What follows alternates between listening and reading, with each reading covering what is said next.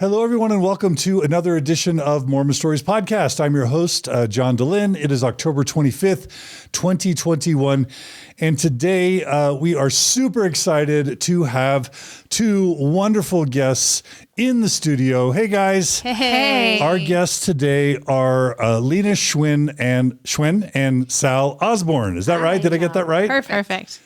And the title that we have for today's episode is a Mormon lesbian love story. And this is, I don't know if I should be proud or embarrassed to say that this is the first time in 16 years in the history of Mormon Stories podcast where we've had a lesbian couple tell their story. And it's a Mormon / post-Mormon lesbian couple telling their story.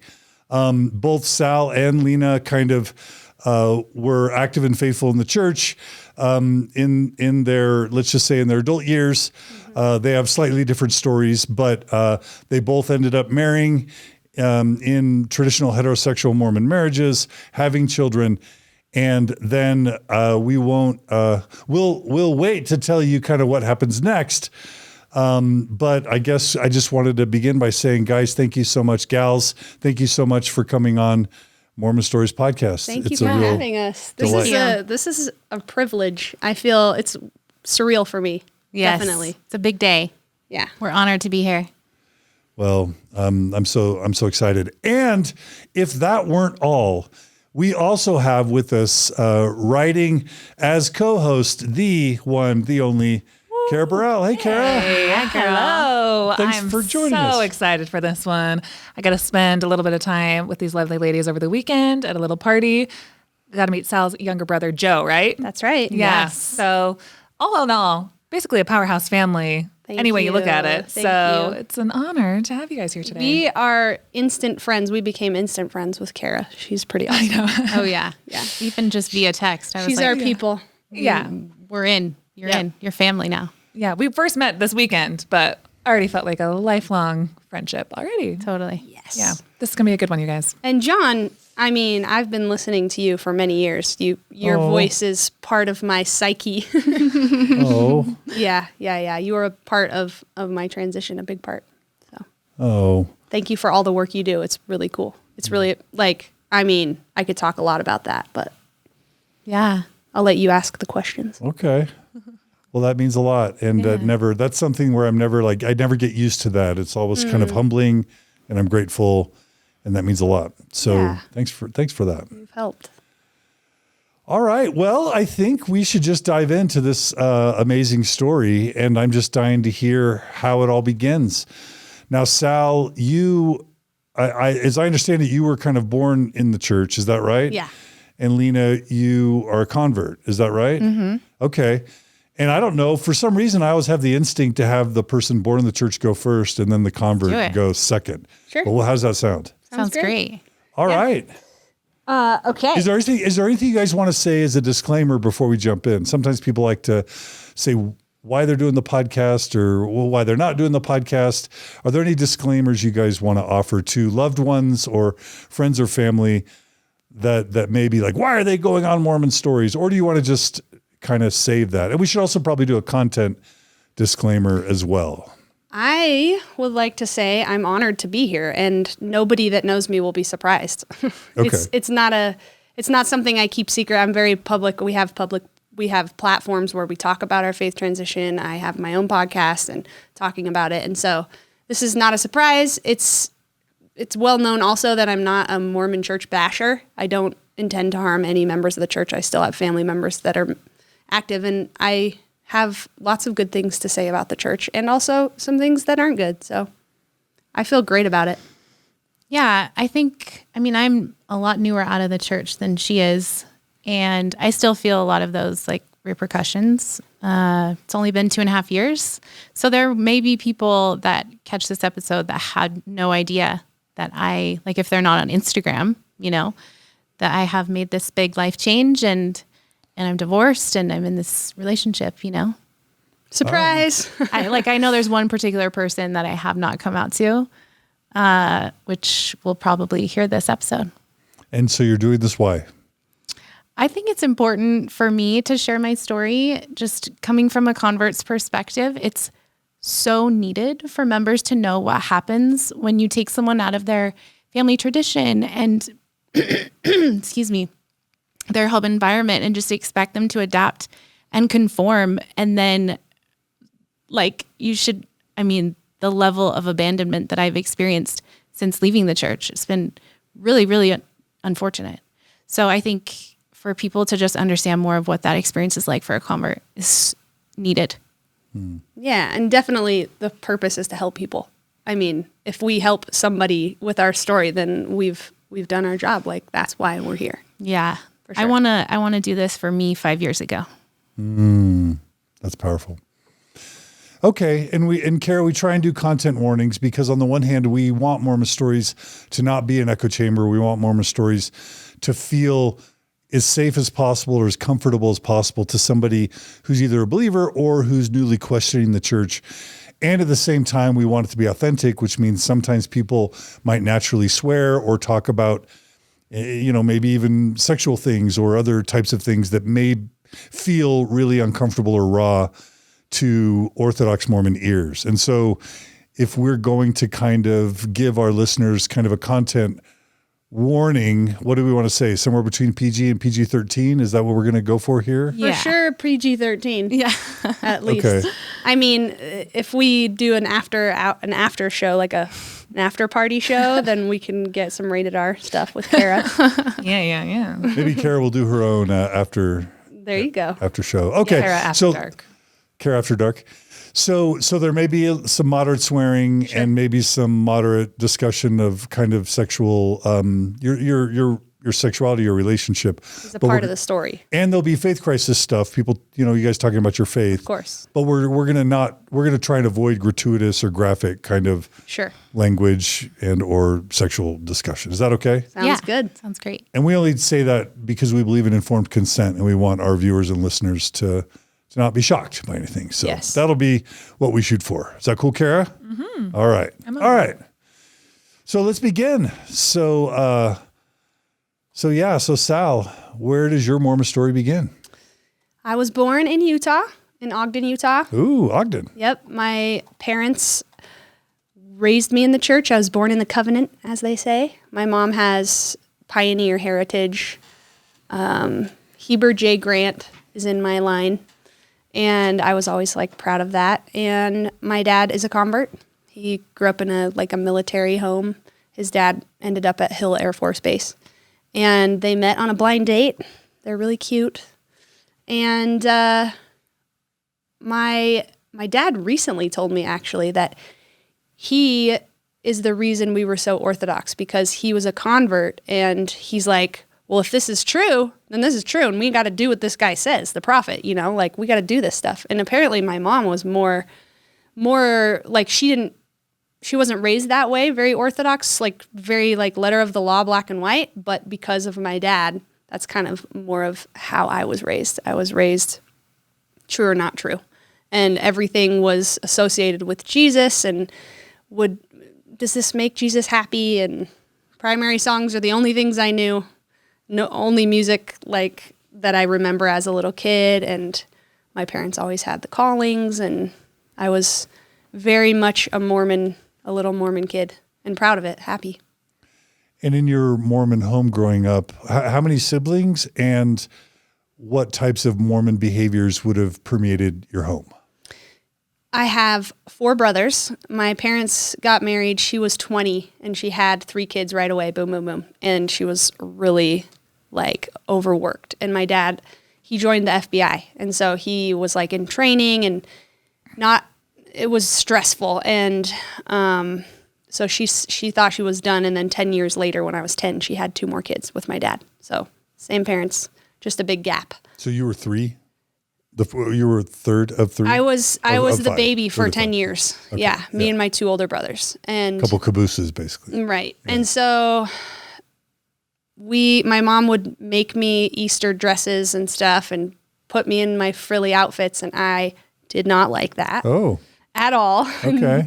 Yeah, she has really funny stories about how she would put all this work into dressing me up and buy the little patent leather shoes to go with it, and then look down at me at church and during sacrament and see that I had switched my shoes and I was wearing like cowboy boots or soccer cleats. You know, like I was very naturally a tomboy, and it wasn't. They just chalked it up to me being with brothers and wanting to be like them, and that's a really great, easy, rational way to ration their way out of like thinking that I'm a little lesbian.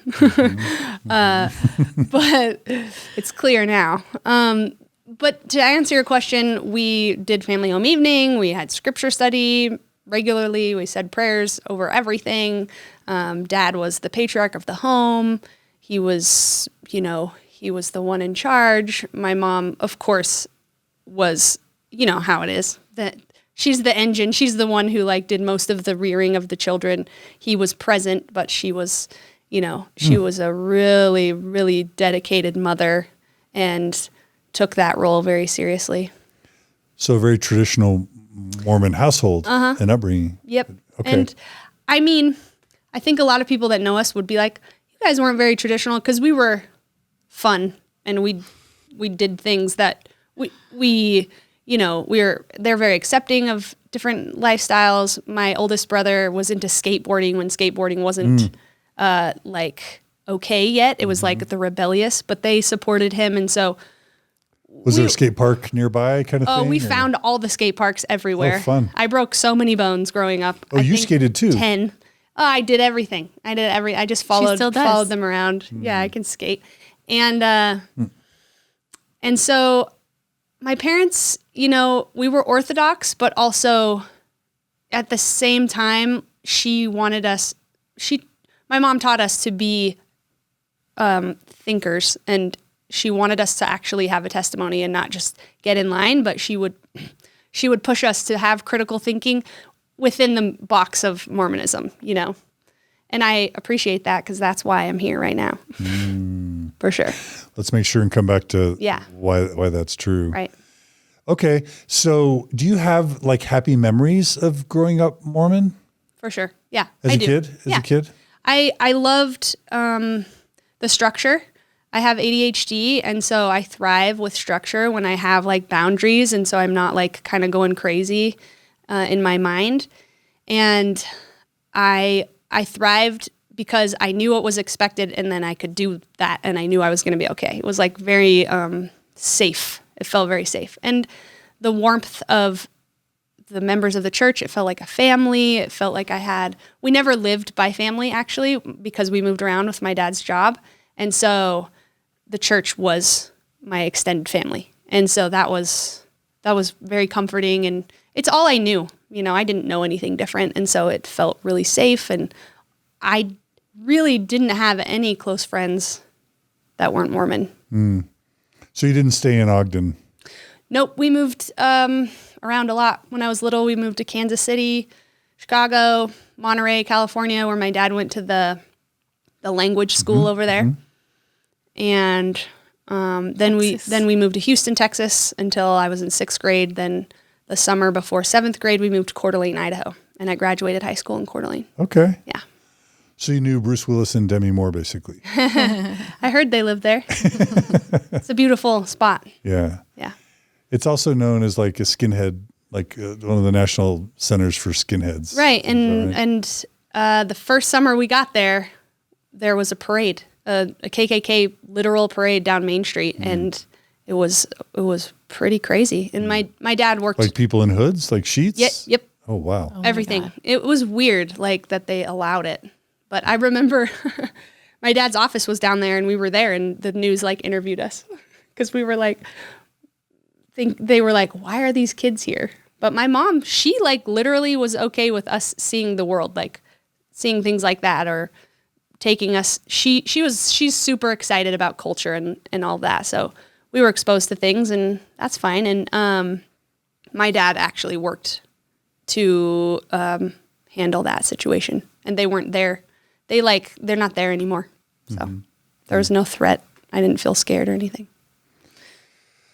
Cool. Okay. So your main formative years, I guess, are in Coeur d'Alene. That's good to know. Was there a pretty heavy Mormon presence? I mean, I think of Idaho as being pretty densely populated with Mormons. Was that the experience? Yeah. In Texas, I mean, that was second to sixth grade. So Houston, right? Houston. What area? Spring. Yeah. There's the Ellis elder, somebody named Ellis. He was in our ward and he's in the 70 now. Okay. And the membership there was really strong. Like they were really devoted. Like that's where I grew up in Houston. Oh, yeah. There you go. So yeah, I felt very like churchy there. And then in Idaho was actually a little more laid back. Not so high strung, like achievement driven, like less judgy than Texas was. I got bullied and teased quite a bit there. In Idaho. In Houston. Oh, in Houston. Yeah. Oh, not in Idaho so much. Oh, in Houston, it was just Texas, like the Mean Girls or something. Oh. Yeah, it was. Yeah, I'm starting EMDR therapy pretty soon, and I will have to work through some of those moments where I was teased for being a tomboy. It was just like really awkward because I didn't fit a mold. Were these mostly Mormon girls or just kids at high school that weren't Mormon or both? Both. Some school friends. Yeah, some Mormon girls for sure. Super mean. Yeah, it was tough. It was tough to be somebody that didn't fit the exact thing, you know?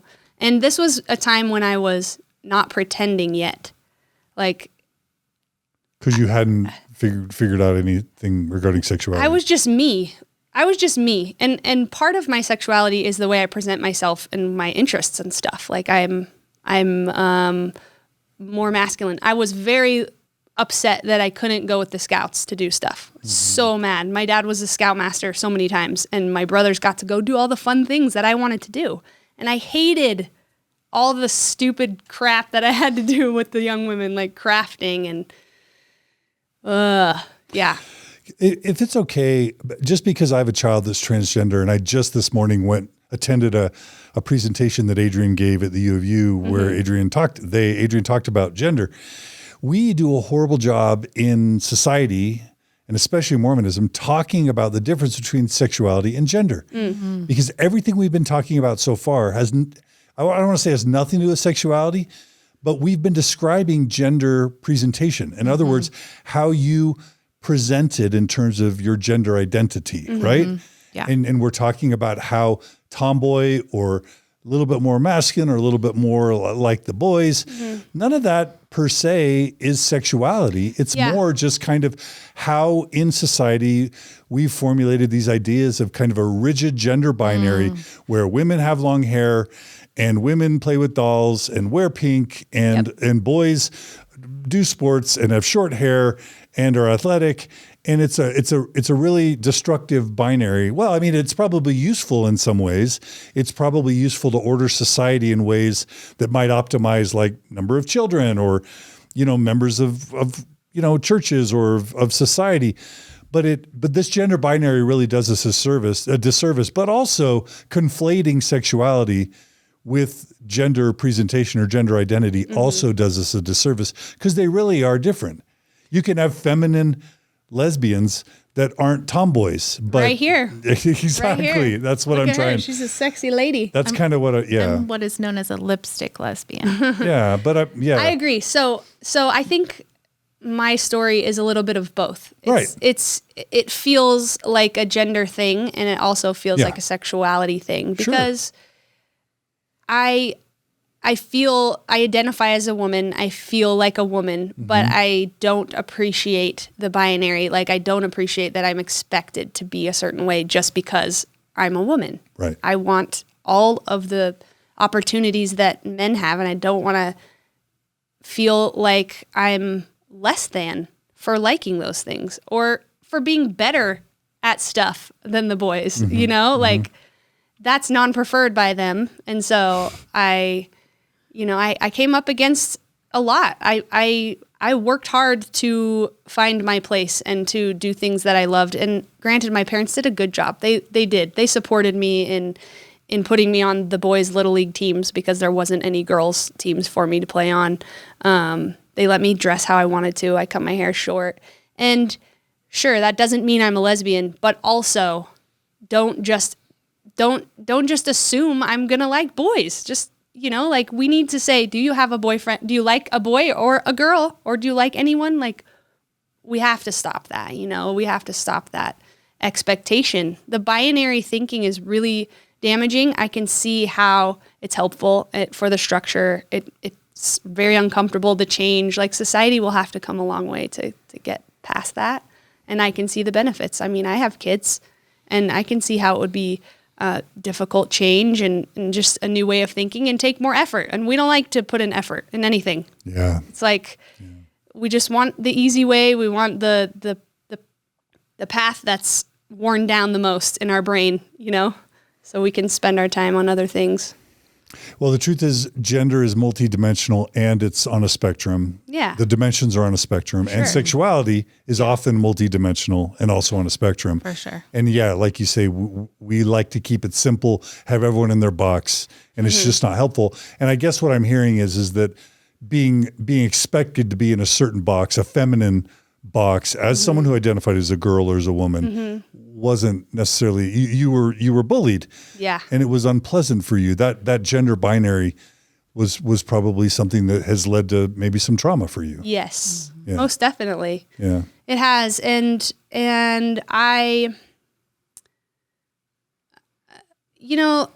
I'm very aware now, and I've done a lot of studying, and I feel like a well-read person, and I understand everything. But like, the trauma in my body still exists. Like, my subconscious, I can't heal that just because I forgive or because it makes sense to me or any of that. So I have work to do to. Are you comfortable sharing maybe a story or two about how you were treated because of your gender presentation, and I want this to be fully consensual. If you're not comfortable sharing, that's perfectly fine too. Yeah.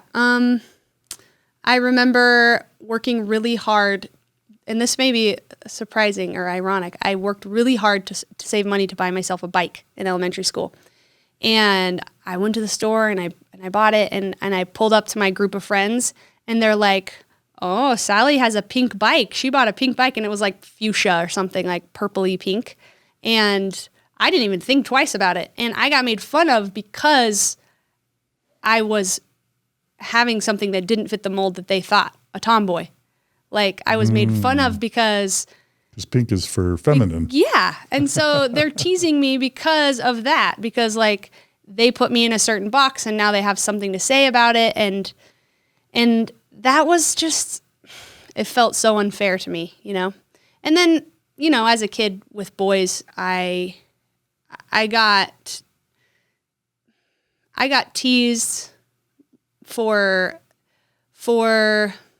always being with the boys and not playing with the girls. Like, I got teased for having short hair.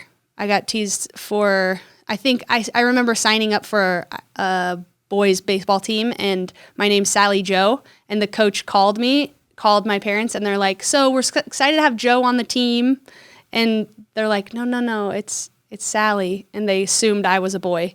And then I had to show up to the team where there was no girls and just own it, So I think I may have disassociated a lot of times and blocked a lot of memories out that are harmful, because I know our brains are smart like that. They protect us, so.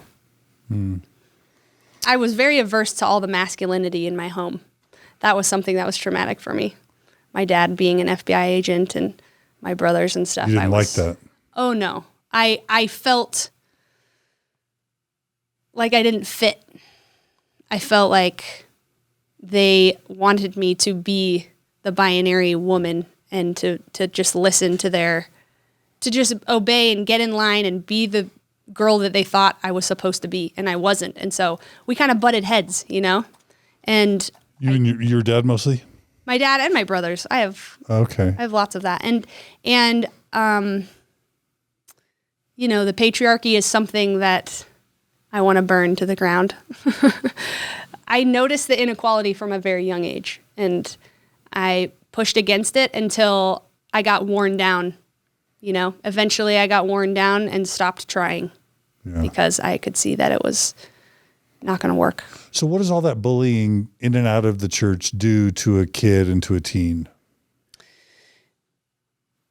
it wears me down. I've worked really hard to not have a protective shield to protect myself and to not be myself, to not be my authentic self. And even to the point of not knowing who that is because I did it for so long. So your coping or your reaction to the constant bullying and judgment was to not really develop a sense for who you were, but to put up a shield. To not give them me.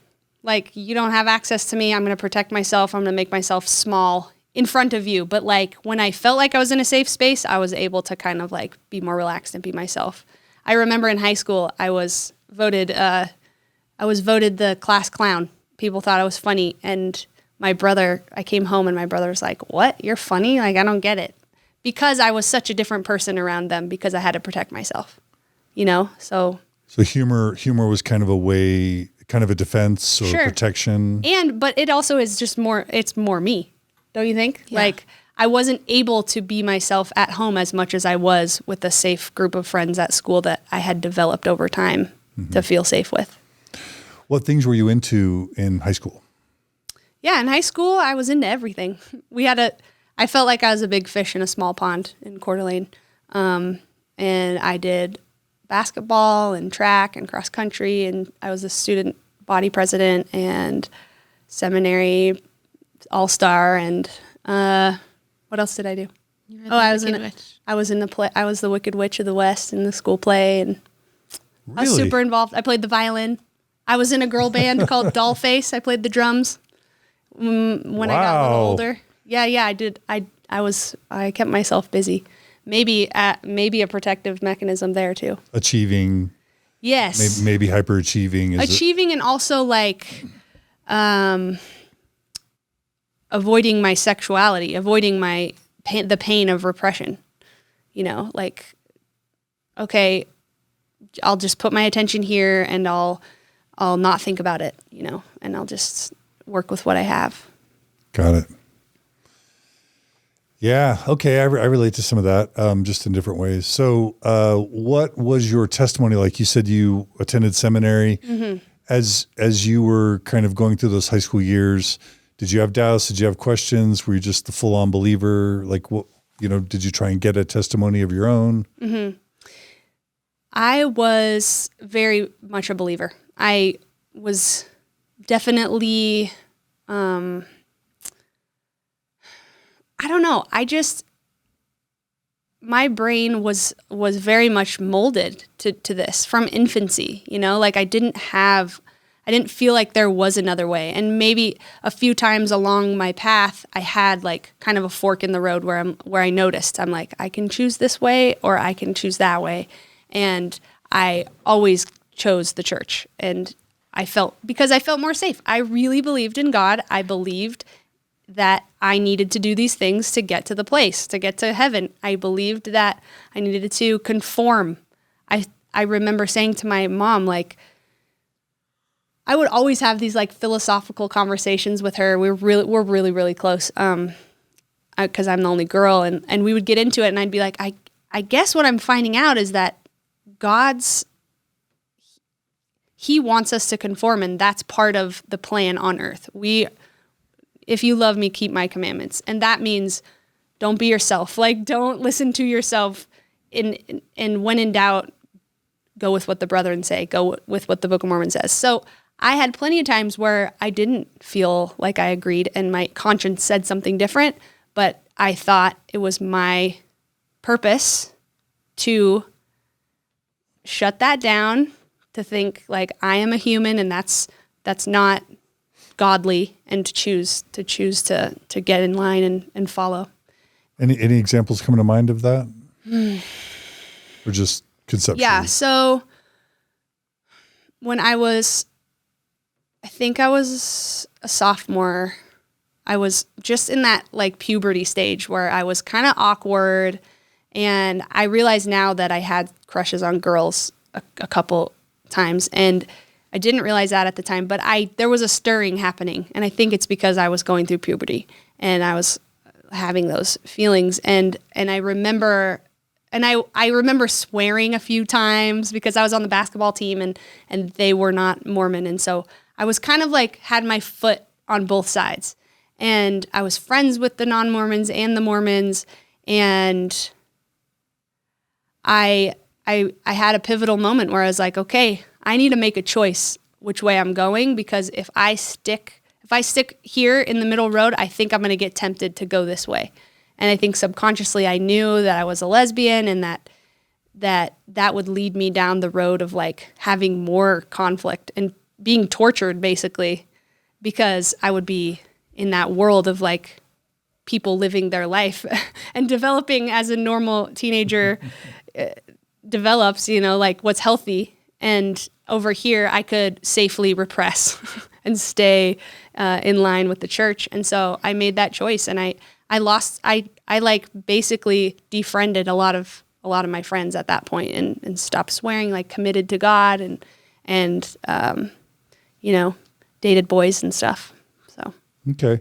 So was there like this conscious, for many people there isn't, was there this conscious moment, like, I think I'm lesbian, but I'm going to pack it down? Or was it not that conscious? It was conscious that I had feelings, that I had an obsession. I thought it was like a fixation on two particular girls that were older, and they looked like you. and I remember feeling ashamed about that. I remember feeling like I never told anybody about it. And I remember thinking, this is weird and probably not okay. And they would be weirded out. These girls would be weirded out if they knew how much I thought about them or like wanted to be around them. And so I shouldn't tell them. I didn't tell my mom, which is a big deal because I told her everything. And I wouldn't allow myself to say like I'm attracted to them or I think I'm gay. I wouldn't go there in my mind. I don't think my brain would allow it because of the repercussions of what that would mean.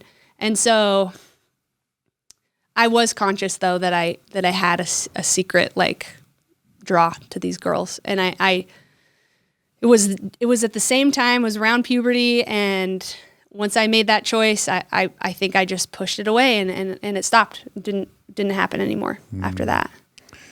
And then what about like expectation to date boys and even have romantic experiences with boys, men, high school? Yeah, that's a very student body president's pretty popular, right?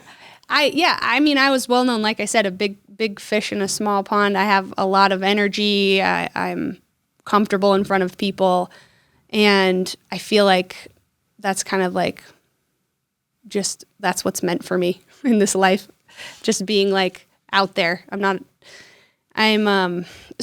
So I chose a boy that was not like that. I dated one of my brother's best friends.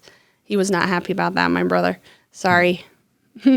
But he was very like introverted and like a skater kid, and I dated him for 2 years, and we didn't do anything more than kiss, and he was very much a friend. Like I look back at it now and I'm like, oh, we were homies. Like he was my buddy. And I just called it dating because it was safe. Like this got me out of having to like deal with it, because he was fine with it. He was just like happy to have a girl around that was cool. And I snowboarded with him and skated with him. And then I had my other like my life at school and stuff and church. And he just kind of was like, it was just convenient. And he was awesome. I enjoyed our friendship. I enjoyed the time I spent with him.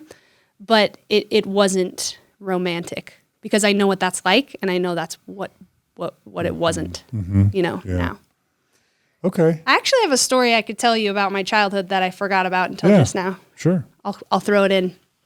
Should I tell this one? Which one? The little girl I kissed. Oh yeah, that's a good one. When I was in kindergarten or second grade, in that time I lived in Monterey, I experimented with my neighbor girl, with my friend across the street. And it was super innocent and very much like we saw kissing on the TV and we're like, well, let's try that. That looks interesting. And so we did. And it was like a short phase, and we would just like push our faces together, and I was like 5 or 6, and But the thing about this, I'm sure this is a common thing. The thing that makes it different for me is that I was so guilt-ridden. I felt ashamed of it at that age. Really. Excuse me. A lot of talking. I felt really ashamed. I was guilty. I felt intrinsically like it was a bad thing. And I kept it a secret from my mom for several years. I remember I finally told her. I confessed to her when I was older. Like, I was in elementary school. I don't know how old I was, but it was in Texas after we had moved. And eventually creeped up. I couldn't keep it in anymore. It was killing me for years. And it's so sad to think about that now. But I told her, and she was like, I was crying, and I remember sitting on the bed, and she's like, Sal, like, it's okay. Like, it's no big deal. Like, kids do that. You know, she was really kind. And I was like so shocked that she wasn't mad at me. So relieved, and I felt like a weight lifted off of me. But I never forgot it. And I was always secretly like embarrassed about it. And it's the Mormon conditioning, you know? Mm-hmm. It's definitely because I didn't think that was okay, you know? Yeah. So any other stories you want to tell about, you know, pre-college life, your development, your relationship with the church, your faith? Anything else you want to share? Just that I was very committed. I was the Laurel class president. I was the one that was always at church, like ready to learn. I wanted to learn it all. And I see that now as a coping mechanism. I see, you know, I talked to Maddie Easton, and he has a similar experience where he developed like religious OCD because he was trying to make sure he was going to go to heaven, you know, like, and repress. And it's a way to cope with your shadow self that's like trying to come out. And I see that now. And also I wanted to be good. I wanted to do what was right. I wanted to choose the right. I wanted to please my parents. I wanted to please God. I felt like I had a real relationship. I would have gone to church even if my parents didn't tell me to, from pretty young age. I got my patriarchal blessing when I was like 13, I think. Did it make any promises? Yeah. Made promises like I'll marry a man, have kids, and be a leader and a teacher. And it also had some weird stuff about like medical condition or something, like you'll be safe even when things happen to you. You're gonna be okay. And I was like, oh no, what's gonna happen to me? That gave me a little bit of a complex. And then it also talked about my kids. Your kids will stray, but they'll always come back. And I was like, it's just, yeah, it was unhealthy for me for sure to like. Why? Think about all that, because just like it made me like ruminate over my life, like superstition, a superstition that was unnecessary and made it so that I chose things differently, you know, like it really did have an impact on like my choices. We have a ton of never Mormons that listen to Mormon Stories podcast. So I'll just briefly say Mormons, Orthodox Mormons receive what's called a patriarchal blessing by the hand of like, let's just say a 75-year-old man in the church, usually between the ages of 12 and 18. And basically it's kind of like Mormon fortune telling, where that patriarch will tell you, you're going to go on a mission or not. You're going to get married in the temple. You're going to have lots of kids. You're going to serve in the church. You're going to be a leader in the church. And when you receive it, you feel like God is telling you ahead of time through this patriarch what your life is going to be like. Mm-hmm. And it's almost like fortune telling, like tarot card reading or prediction. It feels like a form of manipulation to me now. Because they do this, and then it like kind of keeps the kids keeps you going. Because in your mind, when you're receiving it, it's like, oh my gosh, this is cool. I'm going to find out what my life is going to be about. Yeah. But if you're looking back now, the way it works is what? It made me feel obligated. To what? To marry. Being that person, to marrying a man, following through, to marrying a man, and being a leader, and to marrying is it fair to say to marrying a man and having kids? Yeah, absolutely. And staying in the church. Yeah. because no one ever gets the patriarchal blessing that's like, you're going to find out the church isn't true and you're going to leave it and live a happier life. Of course. Like that patriarchal blessing has never been given. Yeah. Instead, whether you're gay or straight, you're going to marry someone of the opposite sex. It's never like you're never going to have kids. You're going to have kids, usually. Yeah. You're going to and be serve the in the bishop. church. Yeah. Like, yeah, my brother said that. And so it ends up being very manipulative, and it closes off exploration and options you might have considered. Is that what you're saying? Yes, absolutely. Okay, yeah. And it can cause like weird obsessions, I'm sure. Like it's a, because if something doesn't feel right, but you got that blessing. Yeah. Yeah. What do you do with that? They write it, they type it out and they print it and then you keep it and you like have copy in your scriptures. I read it so many times. And they encourage you to read it all the time. Yeah. Like it's God's plan for you, Yep. right? Yeah. Yep. So that messed with your head. Yeah, totally. I remember another story, a quick story, girls camp. I loved it. I felt so excited to be outside and doing things outside with like And this that is I was also a Mormon allowed to do. program, right? Yeah. The Mormon girls camp. I was there one year. My bestie and I, she's still my best friend. We found out we found a rope swing and it was out of the boundaries of the camp. Like we weren't allowed to go past a certain point. It was Idaho. It was so rad. We were on a lake, it was beautiful. And we were super adventurous girls. And we found this rope swing and we did it. And it was a little bit outside the boundaries and somebody found out. And they told us not to go. I think they gave us a warning. And then my friend went again and she got kicked out of girls camp. They made her go home because she went on the rope swing again. And she brought a non-member with her and they made the non-member go home too, which was, pretty brutal. So I remember at that point, that was another pivotal point. I was like, okay, which path am I going to follow?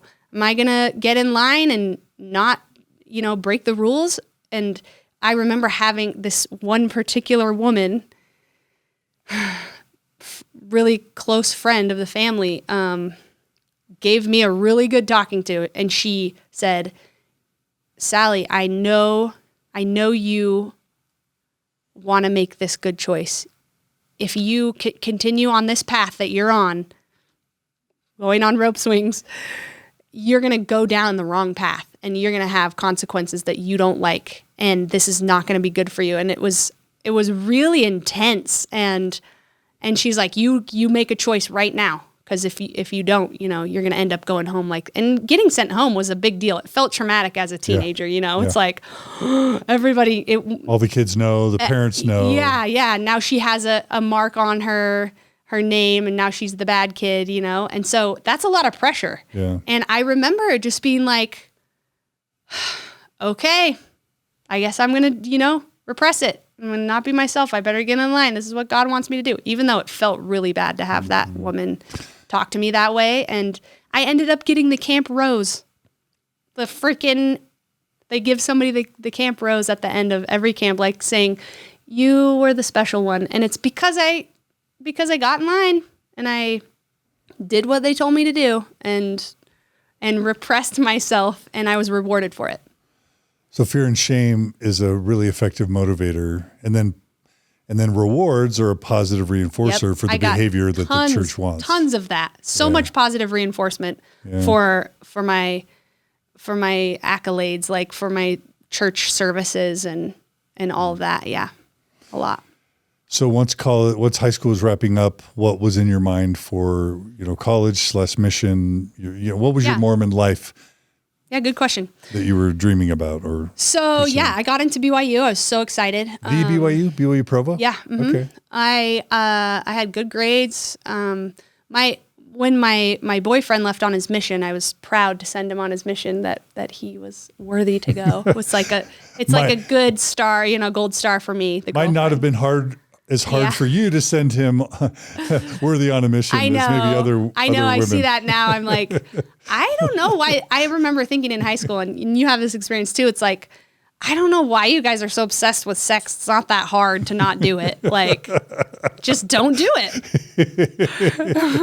I was totally like, I had no temptation whatsoever. And so, yeah. And you internalize that as you're just so righteous. Exactly. You're so faithful. Yeah. And is that boyfriend today, is he straight as an arrow? I you can't don't speak know. for him. I guess we can't out him, but I don't want to out him. I don't know. Because that makes me wonder. Yeah. He's still good friends with my brother. He's a nice guy. Married to a woman with kids. Still Okay, Mormon. that's all I was asking. Still Mormon. He's married to a woman? He's still Mormon though. So now we know. got it, Now got we it, know. got it. we don't. So we make assumptions. I was married to a man and had kids, and look at me now. So, Yeah. So you sent him worthy on a mission. We sent him on a mission. I kind of had a freak out after that because my safety net was gone. Mm-hmm. And I thought it was because I was in love with him. But now I realize it was like I was facing the next phase, which was going to college and having to date for real. So there's this term beard. You guys know the term a beard? So when a gay man has a girlfriend as a cover so that people won't ask or find out, I've understood that term as being called a beard. Maybe subconsciously, but Okay. not consciously. No. Yeah, of course. And I don't know if that term ever is used in the lesbian community. I don't know. I don't know. But you're saying he served that function for you. It's like that takes off any scrutiny or It made attention. it easier for me. Yeah, for so sure. when he's gone, And not even necessarily for other people, but for myself. It was a protection of myself for myself. yeah. Oh wow. Yeah, it was Yeah. definitely like a mental game. Yeah, you're Like- running from yourself. Like, look, I have a boyfriend. I'm straight. Like everything's okay. I didn't have to think about it or worry about it. yeah. Or have that like internal conflict. But then when he left, I did. So I started dating. And when I was a senior, I dated a couple of returned missionaries, and that was a lot of pressure and scary. I did not like that, but I could already feel my parents. They love that. I could already feel that they were gonna care a lot about who I was dating and who I married and stuff, and they wanted me to date men who were gonna provide for me financially. And sure, everybody wants that, but And to non-Mormon listeners, return missionaries, you all know Mormon missionaries. When a missionary ends their mission president almost without fail says, get married as soon as possible and have as many kids as possible. And so if you're dating within a Mormon context, if you're dating a return missionary, you're basically on the road to marriage very quickly if you do that. So that's Right. why that was stressing you out. it was. I was like, I'm not ready for this. And also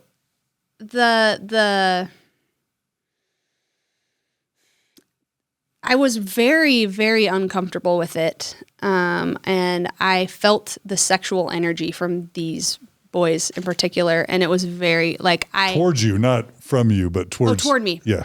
Yes, of course. Yeah. And they pushed me past my comfort zone. Nothing ever happened, but I realized that part of me needed the validation from men. Like the fact that men wanted to date me, I was like, oh, phew, okay. Like I wanted them to want to date me because it made me feel, it validated me in some way. Everybody wants attention, right? I thought I needed attention from the opposite sex because that's what's supposed to be happening. So when it did, I was accepting of it because it fit the mold. Mm-hmm. Even though in my body, it felt super stressful and uncomfortable, very, very non-preferred. But it was confusing because it's like, okay, is this how it's supposed to feel? Yeah. If you don't know what anything else feels like. Yeah, no. And so, and recently I realized something sad after talking to somebody that told me she has an eating disorder, that I developed an eating disorder at that time.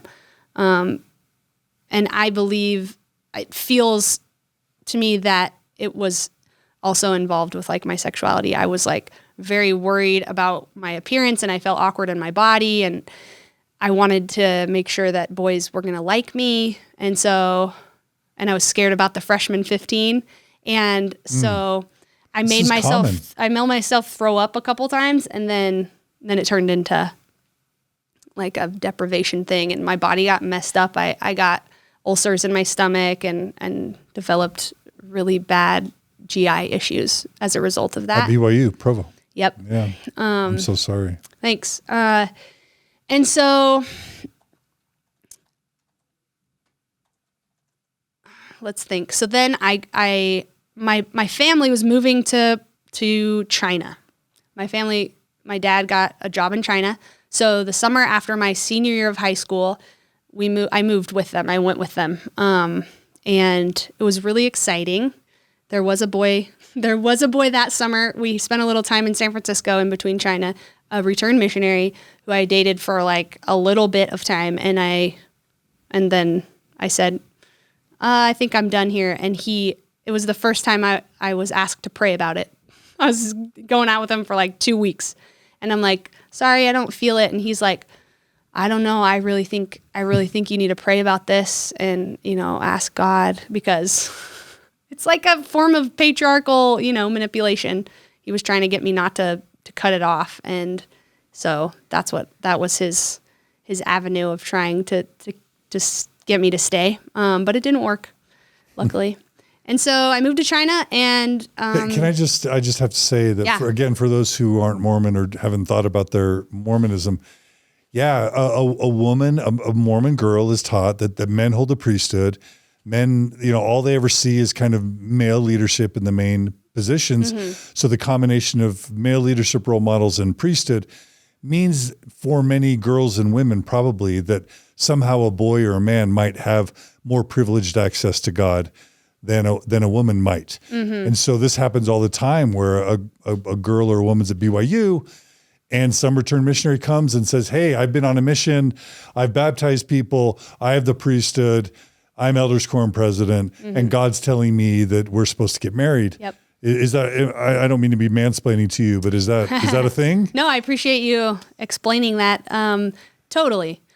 And it makes you feel like, well, I guess, Yeah, but I didn't buy it. Yeah, I mean that's cool. Yeah, no, I think I was still myself in as much as I wasn't gonna let a guy like mess with me. I'm a very confident person, and I tend to stand up for myself when I need to. I mean, I had brothers that pushed me around, so I had to learn that. Mm-hmm. And I think that's a big reason why I butted heads with like the patriarchy, because I am a confident woman, and they don't like that. Mm-hmm. And so, I came up against that in my dating life as well. Yeah. And so moved to China, and then I had to go to BYU, and I had these little brothers and my mom and stuff, and my little brothers were 6 and 8, and I felt like their second mother, and it was like so traumatic to move away.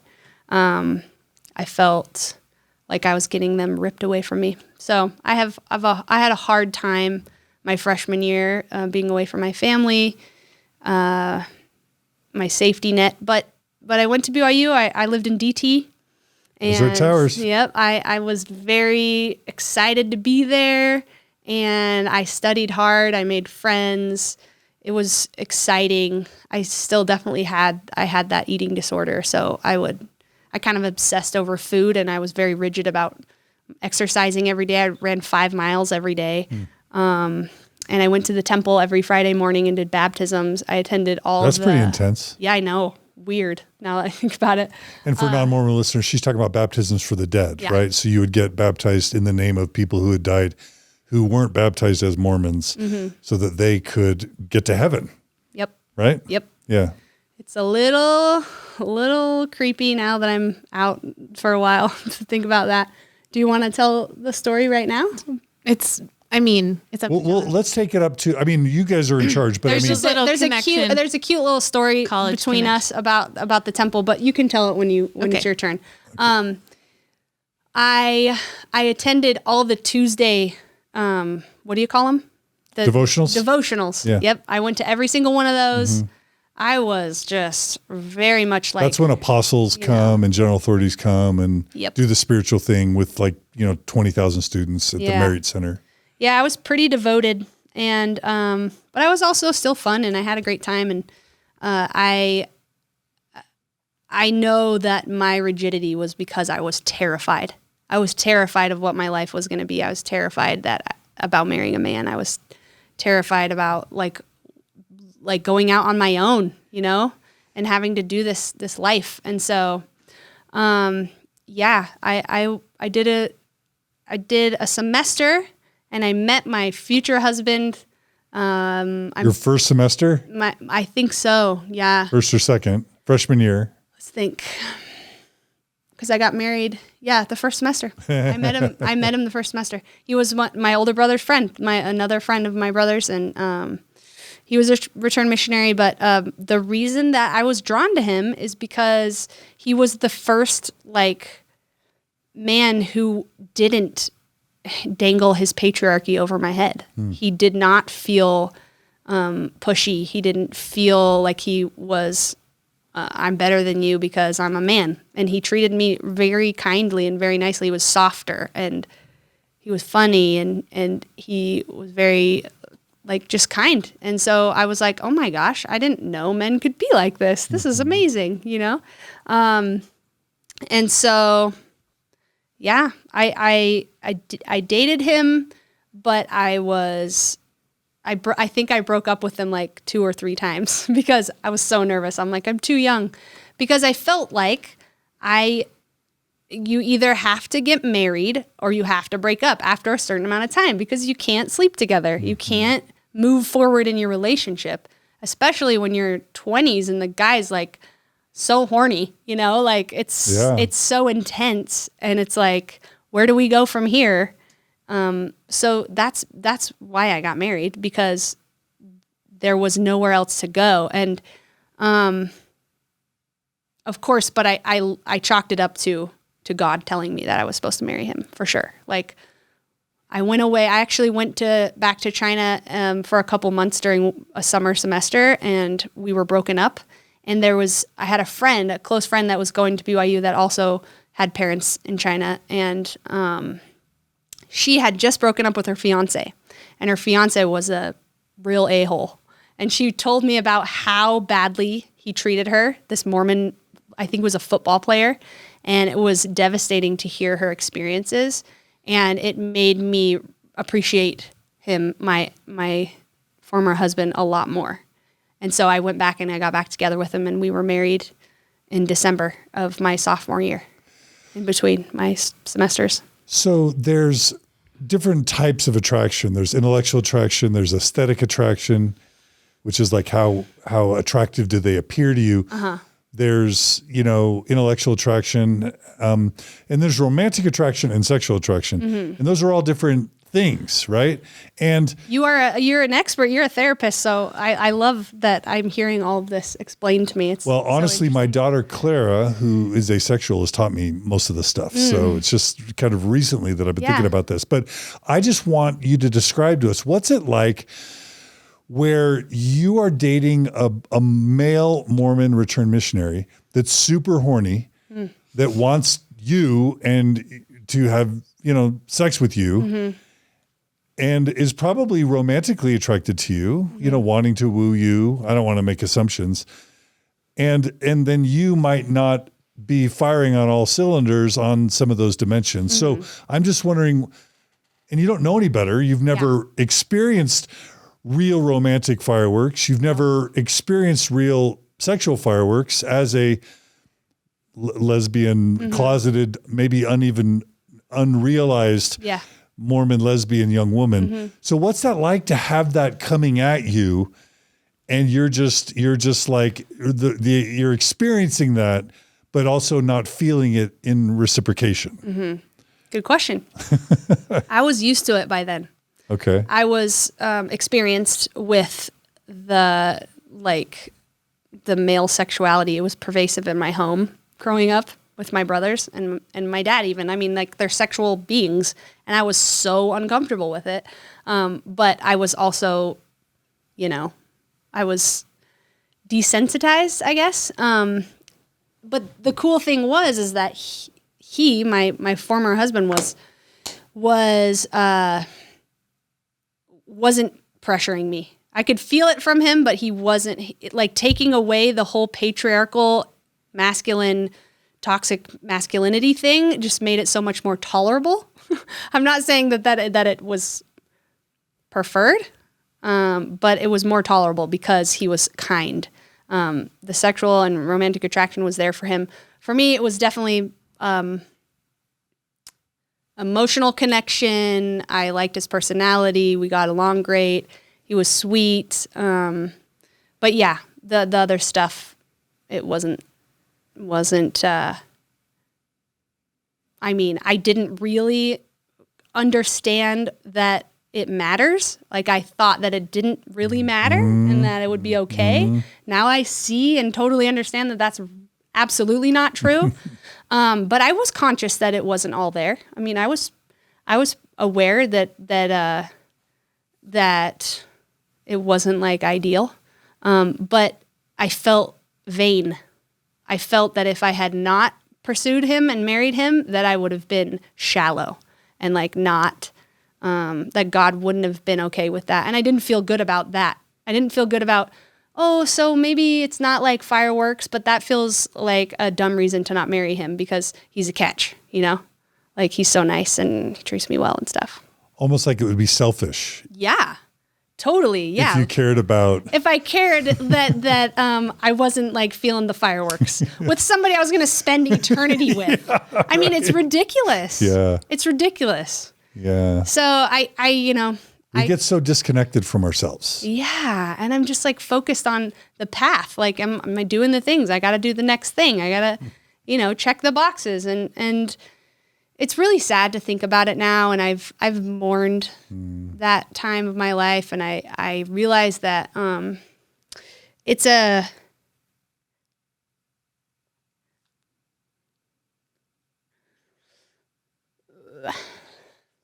have an ugly cry face, so I'm trying to control it. Don't worry. I feel definitely like a part of me died, like, and just totally,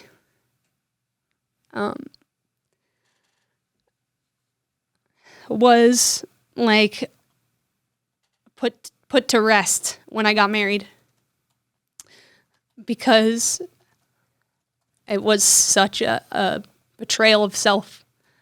And he is a great person, and I'm sad that I did that to him too, unintentionally and unknowingly. But I know for a fact that my soul was like so sad, and I changed. Like, I felt it. Like, I just said, okay, this is it. This is what I have to do. I better be okay with this.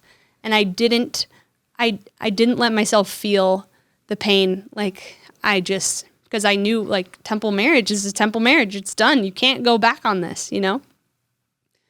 My parents were not happy about me getting married, surprisingly. They were worried that it was, that I was too young, or that it was, he didn't know what he wanted to do with his life, and they were worried about that. And I think that's showing how devoted I was to the church, even though my parents weren't pressuring me to marry him. I thought it was what I was supposed to do, so I went forward with it. And I don't, sadly, my memories of my marriage are like heartbreaking. Like, I can go back there in my body and feel the sadness and the fear that I had going through that whole experience. I was like, just, you do all of it, Mom. Like, I didn't want to be involved in the planning. I didn't care. I didn't care what I wore. I didn't care what it looked like. I was like, I just want to get married and go and like be done, with this. It was, and the mother-in-law, I was so young. Like, it felt like my parents' wedding. It felt like his parents and my parents were getting married and not us. And it was just all about, like, I didn't even know most of the people that came to our reception, it was all their friends. There was definitely a quilt hanging at my reception that my mother-in-law made with camping things on it. And yeah. I feel sad. I feel sad about that whole experience. And that's not to say that I didn't love him. It's not to say that I didn't have a fulfilling relationship or that he did anything wrong, because he didn't. Like, he was very loving to me. There's different dimensions of love, and you were loving him on some dimensions, Yeah. but just you weren't capable of loving him on Right. other dimensions. Is that right? Totally. Yeah. And he was actually my safe place. Like emotionally, he was the safest person for me at that time. Like he had my back. It's called platonic love. Yeah, platonic love. And then, and then the sexual side of it began, because I was married and we're told that it's supposed to just work out if you follow the path. I really did. I thought it was going to be fine. I thought that the act of sex was going to solve my problem of the whole attraction thing. And I really did believe that. I had never seen a man before, never seen the male genitalia before. I'd never seen what that looked like. I didn't know how it worked. I didn't know like the mechanics of it. Even though I had brothers, which is surprising, right? But I protected myself. So I could feel that he was so attracted and so excited, and I didn't want to let him down, and so I just went with it. And I was, I don't know what word to use, but I had a hard time with that. And Was there another word you were wanting to use? I mean, trauma. It was traumatic. But I didn't know that that's what I was feeling. I thought that I was just needed to give it time, like just give it time. It's going to be okay. Like you'll just like fall, you'll get into a rhythm and it will come and you'll be all right. And he's so nice and you love him. And this is what God wants. This is what God wants. Oh yes. And this is how you have babies. So yeah, I really, it's crazy. The feelings, all these feelings were very strong, and it's amazing how much I repressed them and didn't give them, I didn't allow them to take the forefront of my mind. I just kept pushing them back. Like, nope. It's okay. And I had practice doing that my whole life. So it wasn't that out of the ordinary. It was just the gravity of being married now was a lot. It was a lot for my little, I was barely 20. I had just turned 22 weeks before I got married. And to hold that responsibility of being in that situation for all eternity was like, I mean, if I had given it any thought, I would have freaked out big time. So I protected myself by not doing that. What year were you guys married? 2005. Okay. I was, 16 years ago. Yep. Okay. All right. And, sometimes kind of a healthy sex life can be part of what, it's kind of like can help make the difficulties of early marriage kind of palatable or even fun. And it can be a real bonding sort of source of connection for the couple. How was it for you guys? Yeah, no, it wasn't that for us. I was really wanting to make him happy. And I also I know what you're saying. Like I knew that we needed to have this part of our relationship to make it work. Like I knew that. And so I did it because of that. I wanted to make it work. But yeah, it was tough. It was tough to feel that disconnect. And because it wasn't working very well and it wasn't what you're saying, it wasn't like a fun part of our marriage. It was like, I could tell he could tell that it was difficult for me. It's like you can't hide that. And he's very intuitive. And so I feel sad for him. And I know that he was repressing it too. He was talking himself out of the knowledge and the seeing that I was having a hard time. He didn't want me to be a lesbian. Like he wanted me to want it, but he also, it was painful to know that your wife is having a hard time with sex, newlywed, young 20-year-olds. It's like, it's hard, it's sad. So we connected in lots of ways. We were musicians and we connected a lot on music. So we just, we did things together and had fun and had lots of friends, and my brothers were around, and we were really into the Provo music scene. And so we made it work. I can imagine from a Mormon male return missionary standpoint, if you can tell that maybe your wife isn't really into you or into sex, and you don't want to put the blame on her or have that cause tension in your marriage, I imagine you might have thoughts like, well, that's lust, or that's, that's, this is about making babies, and I shouldn't be thinking about that sort of thing. I don't know. I imagine, did you guys ever have talks about that, of how he adjusted his expectations? Was this explicit? Was he ever questioning your sexuality? Man, let's get him in here. Yeah, I don't. I'd love to hear like his honest truth about that. Were you talking about that explicitly? No, we didn't. Okay. We didn't talk about it because it was too painful and we were confused and we didn't know. And I think the way that he rationalized it is, I remember him saying, I thought it was going to be different than this. Like, I thought it was going to feel different. I thought you were going to walk around in your lingerie and like we were going to flirt and stuff. And I'm like, sorry, no. Were you also using the church kind of as a mask at that point as well, that you felt like, to be a good Mormon woman, I don't want to just like jump on the whore train now? Like, it sounded like throughout your youth you were using the church, really diving strongly into that. To not have to be sexual. You're right. Yeah, I think so. Yeah, I was. Good point. Yeah, totally. I had a purity culture situation for sure. And I was wounded and traumatized by the purity culture growing up. Witnessing, I was so confused about like how I was supposed to allow sexuality to be a part of me and also fit into the church where it's like very taboo to talk about sex at all. So confusing. And most adults that I was around had a really weird relationship. I don't think I was modeled any very healthy, super healthy relationships growing up.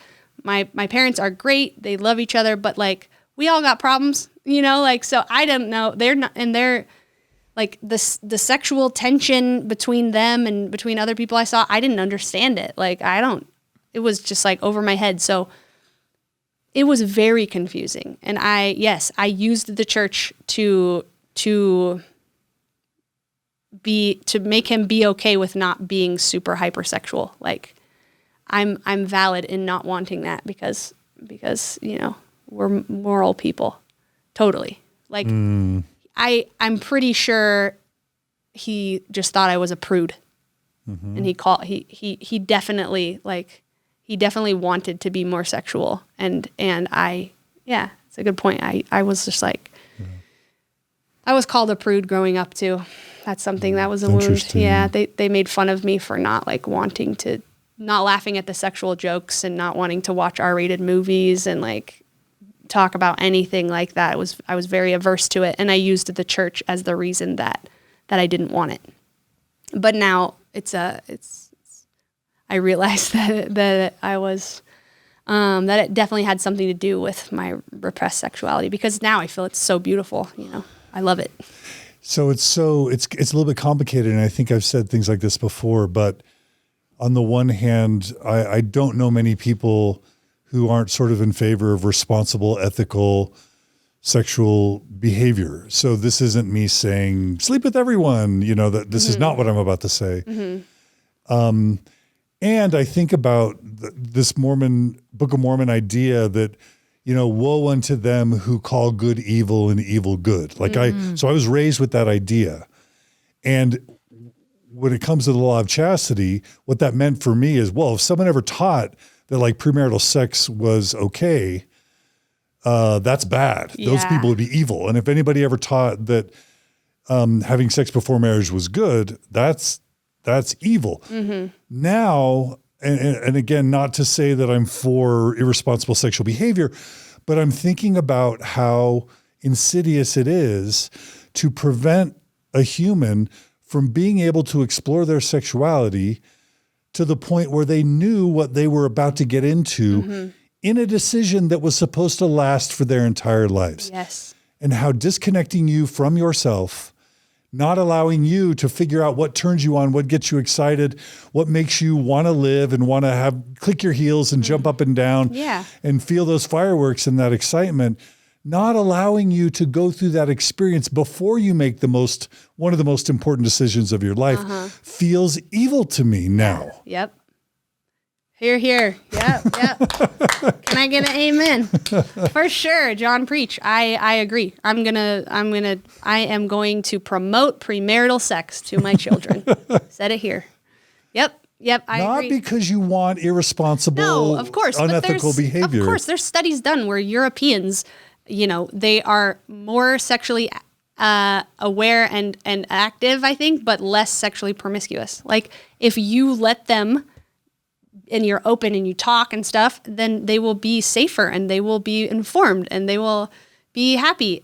And if you try to keep them from it, it F's everybody up. And then this happens, Yeah, not to mention there's what it does to you. Yeah. But now I'm thinking about your former husband. Yeah. And the kids have to go through a divorce of the family. Yep. All of that would have been prevented if you just could have been that high school girl that experimenting, that dated other girls and got to know what it really felt like to fall in love and to have those fireworks when you kiss. Yep. You think of all the lives that would have not been negatively impacted by that, what I now think is probably a pernicious teaching, that it was evil and wrong for you to explore that as a teen. I agree. Yeah. Totally agree. I totally agree. And thinking back to my sexual experiences with men, it was all about them. It was all about the man. I was always thinking, what is he thinking? Is he liking this? Does he like me? Is he approving of me? Is am I feeling validation? It wasn't ever about my pleasure or what I love.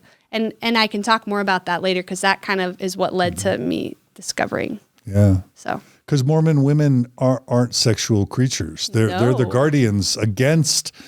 You don't want to wear something that might turn on a man. Yeah, or even have thoughts or sexual. Yeah. When has ever a Mormon girl been taught that they're sexual creatures with sexual passions? Yeah. Oh my God. And that's a healthy, good thing. I mean, it probably happens, but I don't know. Maybe not it's that rare. I know of. That wasn't your experience. Rare. No. Check out my Mormon story for my stories. Yeah. Carrie, when you raise by feminist leaders in Provo, you get some good messages, but I am the anomaly. I understand. That's awesome. Yeah. Happy for you. Yeah. I hope every Mormon girl gets Kara's upbringing as it relates to sexuality. Right on. That's great. All right. Well, so anything else? I want to kind of jump to Lena's story, but before we do, anything else? We'll kind of come back to you when we talk about things unraveling. So, is there anything you want to tell us about the building of your marriage? You guys end up having several kids, right? I have a few fun stories. So I was in a band. Me and my former husband. Should I say his name or no? I mean, everybody knows who he is. Okay, his name's Shane. Okay. We were in a band called Love You Long Time, and we joined. It was my older brother's band, and we joined the band, and we were like the Provo band for several years. We played with Neon Trees. I'm good friends with those guys. Me and Elaine were the token girls, and we would hang out at the shows and stuff. And, Elaine. Yeah, they actually would open for us most of the time. Throwing down your Mormon stories. No, let me explain. They were better than us, for sure. They have better material. It's just I don't know how that whole thing worked. I will say we put on a really good show. We were a super fun band. I played the keytar, and I had so much fun. I love being a performer. I've always loved music, and my brother's really talented. Shane's really talented musician. And so we were just living in that. I think that was another protection for us. It was something for us to focus on that kept us from having to think about our marriage. It was let's put all our efforts there. It would bring us joy. It connected us. It would bring us something that we had in common. It was really fun. And we were in that scene for a long time. And that's how we ended up in California. We went on tour one summer and lived in California. And then at the end of the summer, the guys got together. this is a good story, actually. The guys got together and decided that we were not going to go back to school, that we were going to stay in California and pursue the band. And I'm like, the responsible Mormon girl is like, hell no, we're not. But I didn't say hell, but I said, no, we need to, we need to get a career. This is just a hobby. And we are responsible. We need to start a family. We need to be, I was like, we need to follow the plan. And so what I did, he pushed really hard. He's like, well, you can go back to Provo if you want. And I'm like, we're married. And so I said, okay, you need to pray about this, because in the temple we say, hearken unto your husband as he hearkens unto the Lord. And even though I really resented that and I thought it was very, very not cool, I said, okay, you're supposed to be making the decisions. Like you have the final say or whatever, right? Because that's what they say in the temple. So I sent him to the temple to pray about it. And he came back. And of course, he's like, yeah, we're staying in the band. So that's literally how it happened. And I didn't go back to school. We went on tour. I lived in a freaking van. I got ready in Walmart bathrooms, ate fast food, stayed up all hours of the night, slept in, drove hours in a van every day. It was really, really fun and really hard at the same time, like being in that position. Trying to go to church in whatever city we were in, trying to stay Mormon in the music world, because it wasn't just the Mormon music world. Once we went on tour and kind of moved and did more, we were around all the alcohol and all the sleeping around. And so what I would do, I would wear my garments on the stage. Like I was wearing my garments, they're like hanging out, and they would I would sweat so bad. It was disgusting. And I would find a place for me and Shane to go to sleep, and the other guys would go out and party, and the bands and stuff. And we would go and eat, and then we would like go and avoid like all the nightlife, the debauchery, as I would think. And that was a really interesting experience. I remember like asking people to stop swearing around me. I was devastated if I ever knew like a Mormon was involved in that. Like I was inherently judgmental, I'm sure, because of the church. I was embarrassed when people thought I was a lesbian. I got, people thought I cut my hair short there for a while, and people thought I was a lesbian, which I was. But at the time, I was like, how dare you? Like, it felt very uncomfortable, for that. And it was taboo. It's like way different now than it was then. That was in, 2006, 7, 8, 9. So that was an interesting experience being Mormon in that world. And then eventually we were on a show called Wipeout. Me and my former husband, we were living in LA and we were having fun. And I'm like, he's like, let's get on the show. So we called them and we totally played up the Mormon thing in the audition. We talked about our Mormon garments and stuff, and they loved it. They were so entertained by us. It was hilarious. So they cast us on the show. We were on the show, and we ended up winning. We won $50,000. What is this show? It's on ABC. It's the Big Red Balls. It's like an obstacle course, like kind of like Ninja Warrior. Oh, yeah. But what's it called again? I don't think it's on anymore. It's called Wipeout. Okay. It's a family show. You can find it. I can imagine. You can see our episode, season 2, episode 9, I think. Oh, we'll add that to the show notes. Okay. Wipeout episode. And we had a blast. Season 9. Season 2, episode 9. Okay, season 2, episode 9. We're called Mr. and Mrs. Moose. Okay. Because he can do this like funny trick with his belly that looks like a moose. We won, and 50 grand. We won money, and we were so poor, and of course he went out and bought some new musical equipment, and I was like, wait a second, like, and so then eventually we ended up using the money to start a business in California, and we quit the band, and that was a hard thing. That was devastating. It was a hard decision for my husband, and we broke up the band. I'm like who's the Beatle wife that broke up the Beatles? Yoko Ono? Yeah, I'm the Yoko Ono of like Love You Long Time. So yeah, we started a business, and then... Would there be videos of your band on YouTube? Yeah. Absolutely. There's good Is it footage. its own channel? Maybe. The band was called. I'll send you some. The band is Love called You Long Time. Love You Long Time. Yeah. All right, we'll add a show note to that. We Spotify? filmed the music video. We played on Warped Tour. We played with Vanilla Ice. We played with they did What? a Vanilla Ice and MC Hammer show at the McKay Event Center, and we were on that one. We played at Saltaire, and yeah, we were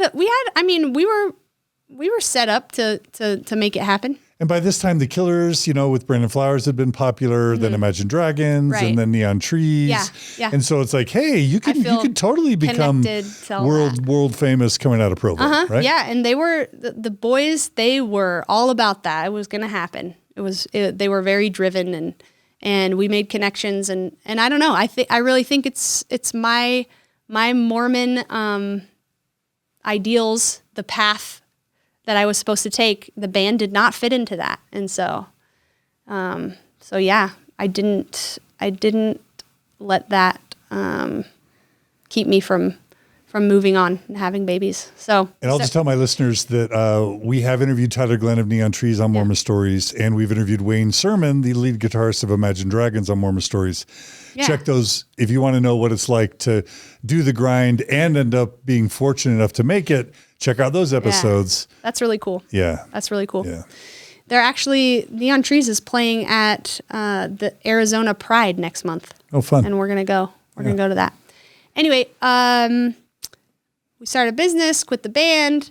And of course, I didn't pursue my career. I finished my degree from BYU, but I let him be the man who ran the business. And so I got a job just to provide for us until the business made money. And that was a betrayal of self for sure. Like I wasn't doing anything that could have made me a career. Like I could have started the business. I could have done all that, but I look back at that now, but I didn't. I was just following the plan, This is again where the gender binary, having nothing to do with sexuality, the gender binary does us a disservice because Mormon women, and not just in Mormonism, but in traditional gender role households, it's the man who's supposed to be the provider. And that's even in the proclamation on the family within Mormonism. And the woman is to stay home and to nurture the children. Yep. So the woman doesn't necessarily get the education or develop the skills to support the ability to become a breadwinner or to earn income. And that's not just it. That puts a lot of pressure on men to be the sole provider. And people aren't always doing what they love or what they want to do. So people are getting underdeveloped and oftentimes stuck in roles that aren't fulfilling or rewarding to them, and or they're stuck in roles that don't serve them later. Right? All true? Absolutely true. Yeah. And it's just sad because I didn't consider anything differently. Like I didn't consider it. I was just like, I'm going to have some fun side jobs when I get bored, but I'm never really going to have the career. And I supported him starting the business. Like I made the money until the business made money and then had the kids and fully was like, yep. I was pretty, like my subconscious mind knew that was going to be hard for me too. Like I got pretty freaked out before I had kids, knowing that it was going to be hard for me to stay home and like not have much of a life outside of that. It was terrifying, but I did it anyway. Mm-hmm. So yeah. You were on the Mormon train. Yeah. I learned how to surf. I taught myself how to surf and became a surf instructor. So that's cool. But other than that, I was just on the path, and I do feel proud of myself. I waited till I was 27 to have my first kid, and that was on purpose. That's almost like a world record within Mormonism. Yeah. Kara, how old were you when you had your first kid? Married at 19, first kid at 25. Yeah. So I waited 5 or 6 years. Yeah, pretty good. Married at 20, waited till 27, and that was on purpose. And people pressured us so much and asked us so much when we were going to have kids, even our family members and stuff, that we started saying we don't want kids. And they would like be flabbergasted and feel really awkward, and they would leave us alone. So like we literally had to tell people to back off, You both are outside the norm. Margie was married at 22 and she was pregnant by 23 and had a kid by 24. Yes. And I think that's a little bit late, actually. Many many Mormon women are having kids at honeymoon 20. babies. Yeah, for sure. So I am proud of myself that I waited. I knew what a commitment having kids was because I had my little brothers, and so I knew my life would be over as I knew it. So I waited. But then I had my baby and I was obsessed. I focused everything on my child at that point. Like, because you don't have the band. Yeah, no, the band. And also I see that now as another form of coping with my sexuality.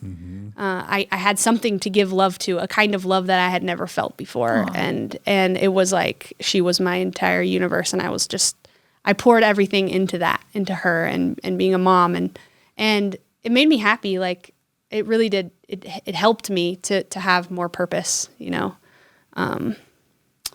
but I remember being in that gap between 20 and 27 many, many times where I was, I felt like I shouldn't be married. Like, I'm too young. Like, I would see other kids my age living their lives and think, holy crap, I'm married and I will have none of those experiences. I'm tied down and I'm not living a normal life that I'm supposed to be living at this age. And I would be sad about that occasionally. I wouldn't let it stay, but I definitely felt a sense of remorse periodically. And we had a bumpy road too for a while. Like, we had problems, like, because I think he felt that way too. He's a young kid and he wanted to have fun and we didn't agree on everything and we had a lot of fun together, but it was also hard, being married that young and not having freedom that's very developmentally healthy, What about, multiple years into, you not really being super attracted to your husband or attracted at all? Did that wear on the marriage over time? For sure, yeah. I think we would kind of go in waves where, like, I would get really stressed out about it and think, like, I need to go to a sex therapist. Like, I need help. And then other times where I'd be like, I like sex. What are you talking about? Like, try to convince him and myself that I was fine. And he also went in waves where he was like fighting for himself more. Like, I'm sad. Like, I feel like this isn't what we want. I feel like we need to, like, cultivate more sexuality. And I'd be like, I would feel guilty about how I felt. And I would be like, I would try to please him in different ways. I remember my first vibrator that I got. It was like, he was like, let's try this. Like, let's try, And the idea of the vibrator was, what was the rationale? The rationale was like, maybe this will bring you pleasure, maybe this will help with you opening up more sexually and being happier and being more free and, like, helping our sex life, and I was fully like, okay, I'll try whatever. Like, let's do this, even though so it became more of like a personal, like, okay, I can have pleasure, but it's not from you, it's from this thing. But, like, we can include that in our experiences and help us, not be as dysfunctional, So it was not easy. Mm-hmm. And you end up having how many children total together? 3 children. Mm-hmm. Okay. All right. 2 girls and a boy. Until they tell me differently.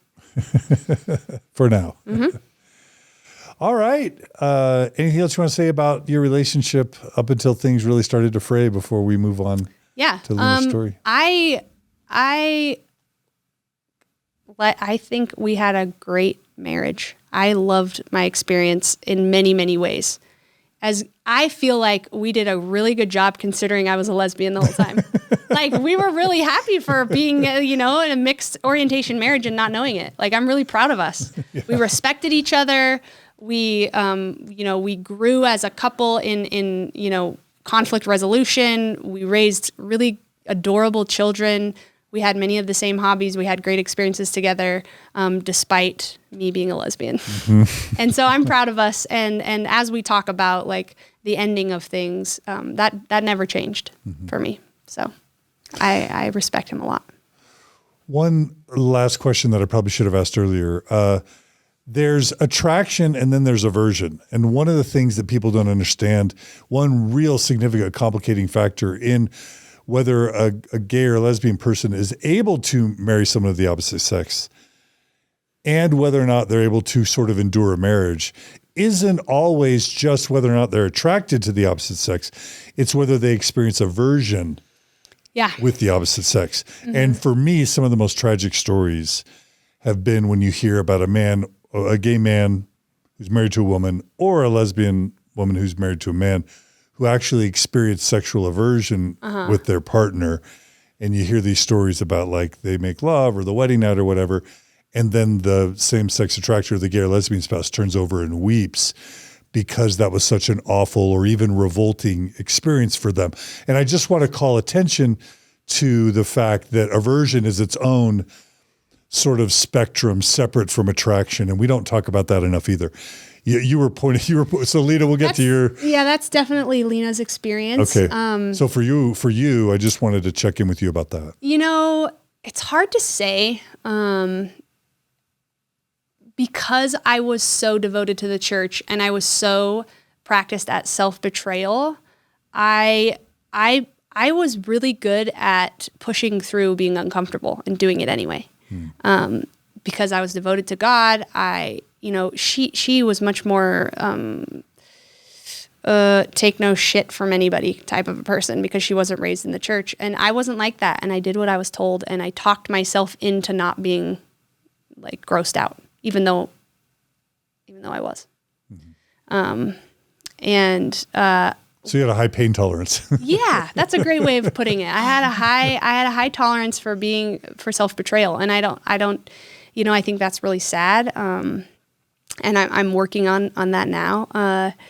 And I feel like I disassociated for sure. And that's something common. I don't have a ton of memories of sexual experiences with him. You just go to a different place in your mind. Yeah, I did. And not, I felt I was very, I restricted myself with that too. My mind was also Mormon. So I had to be careful with that. You weren't thinking of women during no. sex with your... No. Yeah. I didn't allow myself to go there. Mm-hmm. When I left the church, that's a different story.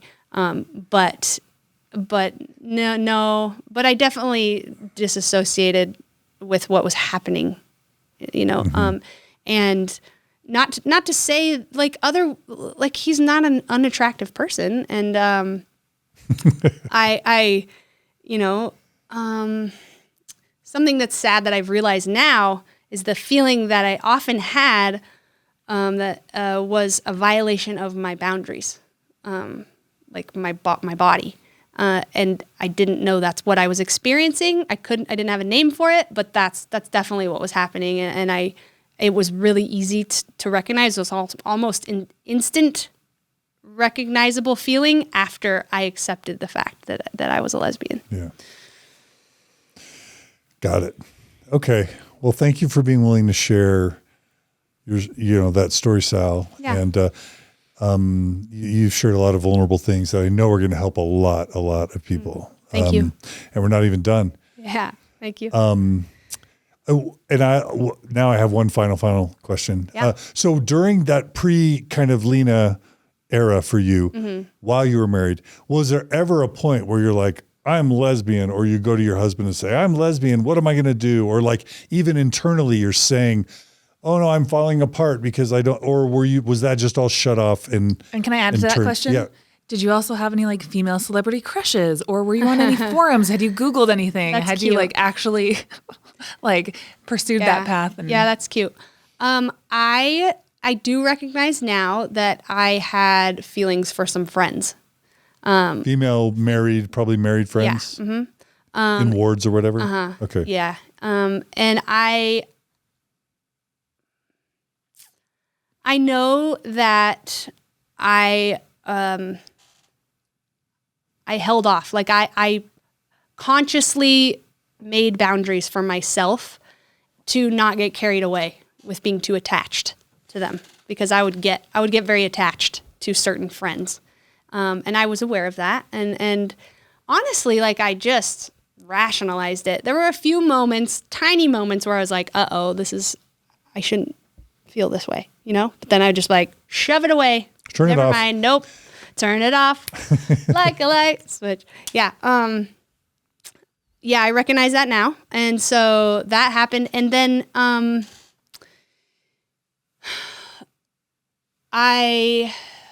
just made myself busy with other things. Yeah. I distracted myself. I just, you know, everybody's just like, wow, you do a lot of things all the time. And it's you're like, praised for that. So Yeah, it's yeah. positively reinforced. Right? absolutely. As Yeah. far as like celebrity crushes, I definitely know I was like attracted to some women, but I didn't let myself think about it. A Knight's Tale with Keira Knightley. Keira Knightley? no, Shannon Sossaman. Googling. So A Knight's Tale with the guy that's not with us anymore. Heath Ledger. Heath Ledger, the girl in that movie.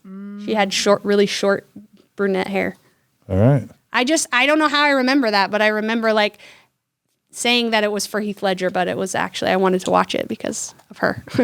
And then, but other than that, I like I convinced myself that I was attracted to certain celebrity men. And now I realize I just wanted to be them. Just so that you could date you could get Yeah. the leading lady. I love that. I saw myself in them. Like I was really into Justin Timberlake. And the other day, and I like Justin Bieber and Zac Efron. Because they were dating who? Because they were dating women, but also I felt similar energy. I felt like I could relate to them in their masculinity and the way that they moved. It was a gender thing too. And the other day I was watching a music video with my little boy, a Justin Bieber music video, and halfway through, he's 4. Halfway through, he goes, "Mom, he looks like you." Like he has similar energy to you, Mom. Like I think on Saturday Night Live they have women play Justin Bieber totally. sometimes, right? Justin Bieber there's a whole thing where Justin Bieber, lesbians that look like I was Justin just about Bieber. to say that. Yeah. We're on the Yes. same level. Yep, Lesbians who look like JustinBieber.com. It's a thing. So I think that's part of like how I rationalize like making sense of how I could be attracted to men and all of that, you know. I just had one more aha moment, and thanks for your patience with this. The Mormon church and Christian churches and just the human experience teaches that honesty is really important. In addition to the, calling good evil and evil good thing, the problem with not allowing a teen to explore their sexuality, we teach that it's essential to be honest. But what you were taught was to lie to yourself and to everyone else for your entire childhood, youth, and adult life. You were taught to be dishonest to yourself and to everyone else. Yes, that's a good point. Yep. Just betray yourself. What does honesty mean? But most of the time that I hear, I never did this with my bishop, but I did hear when men go in or anybody say, I think I'm gay, like I have these attractions. They're just like, no, you're not. Just don't kiss girls and kiss boys. Like you're not gay. And so they can just rationalize. It's the Mormon, the mental gymnastics and they would never admit and say that we're teaching them not to be honest. But absolutely, like lie to yourself. Yeah, that was tragic. And everyone else. Yeah, I for sure had a lot of period of time after I had kids where I was like really, really on board with becoming that cookie cutter Mormon mom. I grew my hair out. I wore very feminine clothes. You look back at pictures of me and you're like, who is that? And I was just trying really hard. I was the gospel doctrine teacher. I was well known for giving great talks and being very Mormon. And that's just, I think it was just like creeping up on me, It was getting more as I got older into my sexual prime. And so I had to push more to be more Mormon, Yeah, it was double like, down. oh no, I'm running faster away from this. Because isn't a woman's sexual prime like their 40s? Yeah. And I'm getting older right here. She's in I can attest. Yes. All right, Sal. Yeah. Well, this has been I've loved every minute of this. Thank you. Thank you so much for being willing to share so far. Thanks. You're a great interview. I feel honored. Kara, how you feeling? Great. And I just wanted to add that we did that retreat last weekend in Natasha Helfer that you've done 50 of them with. And she has these principles. It's like the 6 principles of healthy sex, healthy sexuality. There's consent. And one of them is honesty and being honest to yourself and your partner about what you feel and what's good, what's bad. And that's funny that you just called that an aha moment, because I kind of had the same aha moment, because that's what I realized when Natasha was doing that presentation, is how common it is in Mormonism to not follow those sexual principles. Most of them, at least. We do good on others, not so good. But honesty about, being honest with your partner about what your sex drive actually is, being honest about what you're attracted to, what you're not. Yes. And that's really not a played up value enough in Mormon culture, and doesn't allow anybody to even express anything other than the norm. Can you imagine the temple recommend question? Are you honest in your sexual dealings with your partner and with others? Oh my That's so funny. Add that? Great. Somehow it's only business dealings. And, I mean, the church is full of hypocrisy. I mean, we all know that.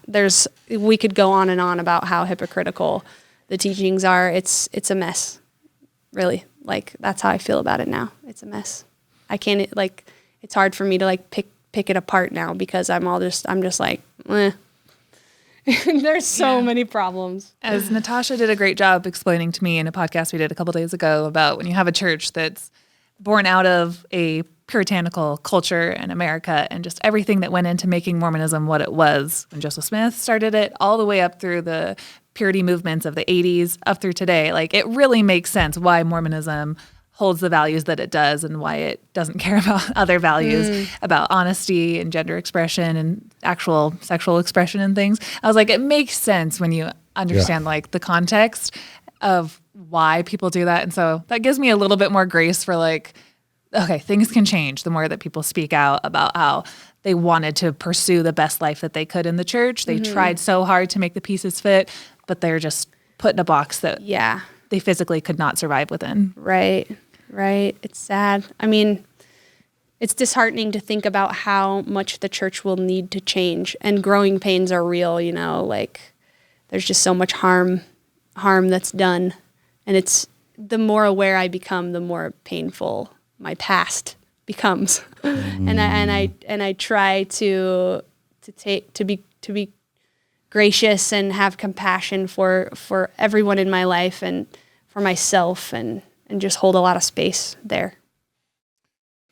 All right. Well, so far so amazing, Sal. Thank and you. Lena, you've been waiting patiently, and I am just dying to hear about your experience. So where does your story begin? And I know enough about your story to know that your story doesn't begin as a Mormon story. That's Is that true. right? It doesn't start as a Mormon story. I grew up in Huntington Beach, California, born into a very staunch Catholic family. And my grandparents are immigrants. My mom was born here. Her brother was born in Italy. So I'm considered first generation Italian American, but basically we're all just Italian. Both my mom and my dad.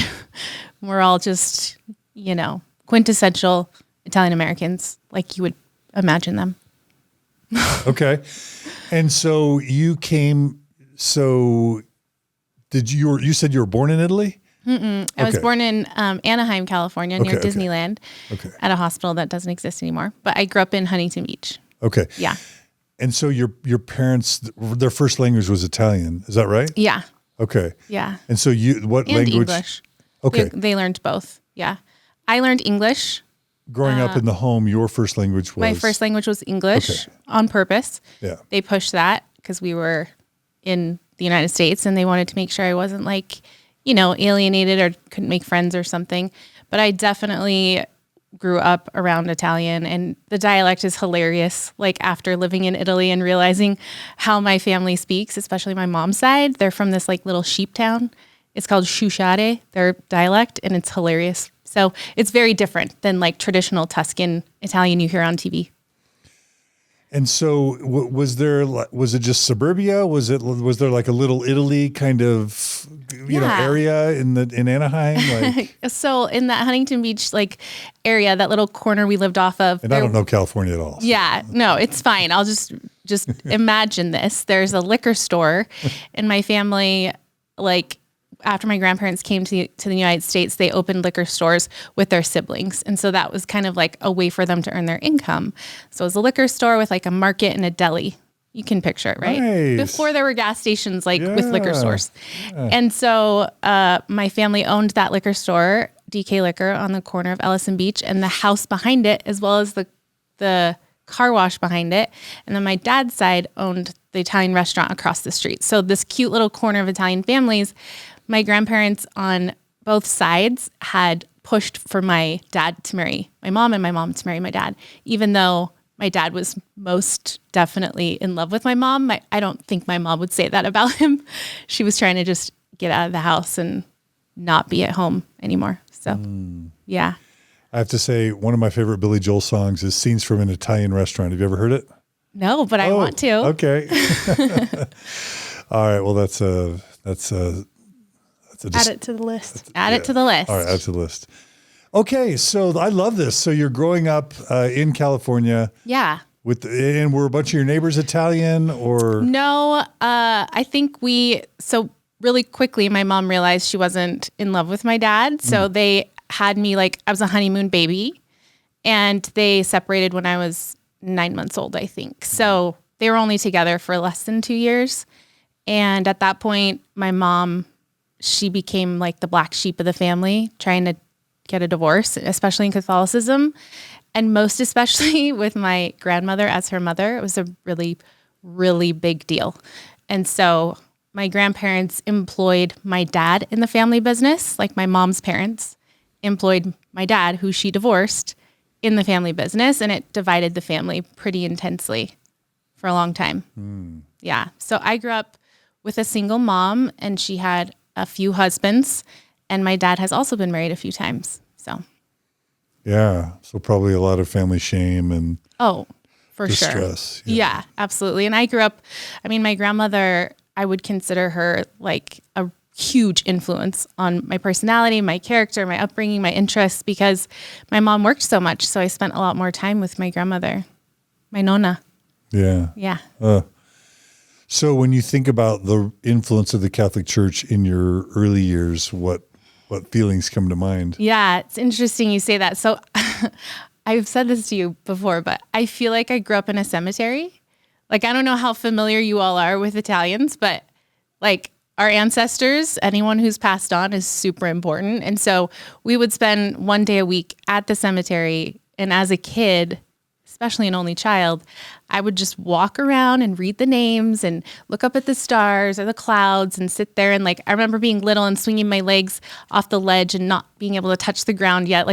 I truly grew up in a cemetery, and we would bring lunch and we would have a picnic there with our ancestors and talk about them. And I think because I wasn't around other kids, I just became like this little adult, and I participated in all the same conversations they did. And then when I got bored, I'd go off and kind of talk to myself. And I gained this very unique relationship with, I would call, some sort of divinity, some sort of universal energy at the time. And I felt like I was communicating with my ancestors, conversations back and forth, especially if I knew them before they died. Like my bees nonna. You seen Coco? Yes, I love Coco. Such a great movie. Yeah. Yeah, I feel like if I had to guess, it's mostly like that. If I had to guess anything about the afterlife, I feel like Coco is Coco's got it. Yeah, it feels good to me. Yeah, it's different, like Day of the Dead stuff, obviously, but Italians are similar. They're still Latinas, there's a for sure influence of this passion that exists within the family line, and the names, we're all named after each other. And everybody's got a cousin Vito and a cousin Vince, and yeah. So did you do Catholic things? Were you raised Catholic, basically? Yeah, I was raised Catholic. I went to catechism. I went to Sunday school. I got my first Holy Communion. I went through the whole process. My mom taught catechism, actually. So there was definitely a lot of pressure there to be a good Catholic girl. I was kneeling and standing all the time. And incense, the whole bit. So your upbringing, your Catholic upbringing, in your childhood and even your teen years overall, how do you positive? The nice thing about not being Mormon is that religion doesn't take up your whole life. It it was a part of our life. It was our like Sunday practice. But during the week, my family, like my mom was living with a boyfriend and my grandparents fought like hell. My grandpa drank a little too much. And there was, just a lot of like unhealthy behaviors that one would not necessarily classify with being like a Christian or a good Christian anyway. So, and yeah, it's just it's an interesting dynamic coming from that space in my fundamental years to then go into a fundamental religion and see it from the other side. Yeah. Yeah. Okay. So I kind of want to ask you about dating. Yeah. But anything you want to say about your, I don't want to shoehorn that. So anything you want to say about your childhood or childhood or youth that then will lead to kind of dating and eventually your conversion, I guess. Sure. And your interests and what you were into and stuff. I mean, I was definitely very feminine from the get-go, like right out the gate.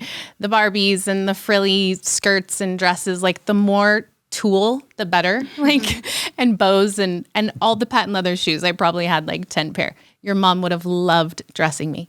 And my grandma would take me to church. We'd go get cappuccino every Sunday after Mass. And I don't know, I feel like my childhood, from what I remember, like if I really think back, it was a positive experience. I didn't necessarily see my dad very often. After he left my mom's side's family business, he went and joined his dad's business up north in like Paso Robles, San Luis Obispo area. And he's been on the vineyard ever since. So he makes wine and he does a great job at it. And I'm super proud of him. Our relationship has evolved a lot. But when I was little, I didn't get to see him. The traffic on the 405 is not convenient when you're trying to get your kid every other weekend in rush hour. So I made a lot of excuses why I couldn't see him or why he didn't show up. But I wanted that relationship, and I didn't have access to him. So that was hard. And my mom worked all the time.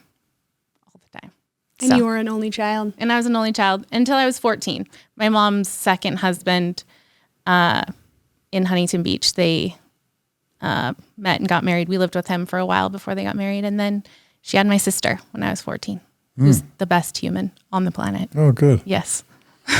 It feels very cultural, like your kids of kids of immigrants feel like they need to work really hard to be grateful for everything that their parents did to get them there. And it feels like a very cultural thing, how her parents raised her. For sure. I think that's why I have such a strong work ethic myself. It's been passed down. It's generational. My great-grandparents, my grandparents, my dad is I don't think he's been on vacation in 30 years. My mom in the last 10 years or so has started to loosen up a little bit, but still works all the time. So she's an RN. She's a great nurse. Kara, is this reminding you of the Laura Schnell interview at all? Yeah. Yeah. Just busting your ass to provide for your kids. Parents, And I totally respect it. I understand where they're coming from. I think there were moments in my childhood where I was frustrated and I saw other people's mom and dad sitting at a dinner table and I just wanted that, which is one of the reasons obviously that led me to Mormonism. It was very attractive. Yeah. So, well, before we jump into that, just tell us what your relationship was with kind of boys or girls or whatever in terms of just normal dating in those teen years. Yeah. So it was interesting. As a cheerleader for so many years, I was very different than the other girls who were always talking about boys and who wanted to look a certain way at school to attract a certain boy. Oh my gosh, did you see Brian today? He totally looked at me and my whatever bow I was wearing. And I'm it just seemed so petty to me. Not that I felt like I was better than them. I just looked at them and recognized that I was different and that it seemed a little weird, their behavior, And at times I thought about why am I not like that? Is there something wrong with me? But that thought was so fast and so fleeting. My mom just raised me with a ton of confidence. And so I don't know. I felt fine with the fact that I wasn't. I did feel like I had to conform. There were occasions in elementary school where I remember having not necessarily sexual feelings towards a girl, but feelings, like a little bit of butterflies, like a crush.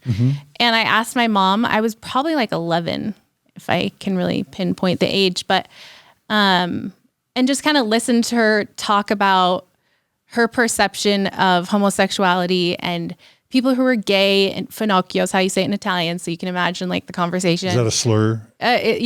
Basically. Yeah. It's not a healthy way to call someone gay in Italian. And so I just felt like they had no reason to lie to me. Like they were my elders. My mom has been honest with me my whole life. Why would she lie to me about this? And I would overhear my grandmother talking about it with other family members. And I heard that rhetoric and adopted it as my own. Like, oh, that's what we're supposed to think of, homosexuals or Black people even. Like just the language around anyone that was different was so harmful to me and internalized for sure. And so I squashed it down and I didn't think about it again for a really, really, really long time. And I had plenty of unhealthy relationships with boys throughout high school. Like not healthy, just like ridiculous, like seeking approval, like you were saying, like a boy that would hang out at my locker in between classes and I just didn't give two shits about what he thought of me. And I kind of felt like I was playing all these guys. Does that make sense? Like I wasn't giving into it. I was just like, oh yeah, I know I'm cute, but like, I'm not into you, She would make the boys frustrated. Yeah. I remember this I actually took her to my 20-year high school reunion a couple years ago. It was really funny because there's a particular football player on the football team who all the girls had a crush on. Every single girl at Durango High School in Las Vegas, because that's where I moved for high school, was in love with this boy. And he sat next to me in several of my classes over the years and was just so like, he didn't understand it. It was peculiar to him that I wasn't attracted to him and like didn't flirt with him.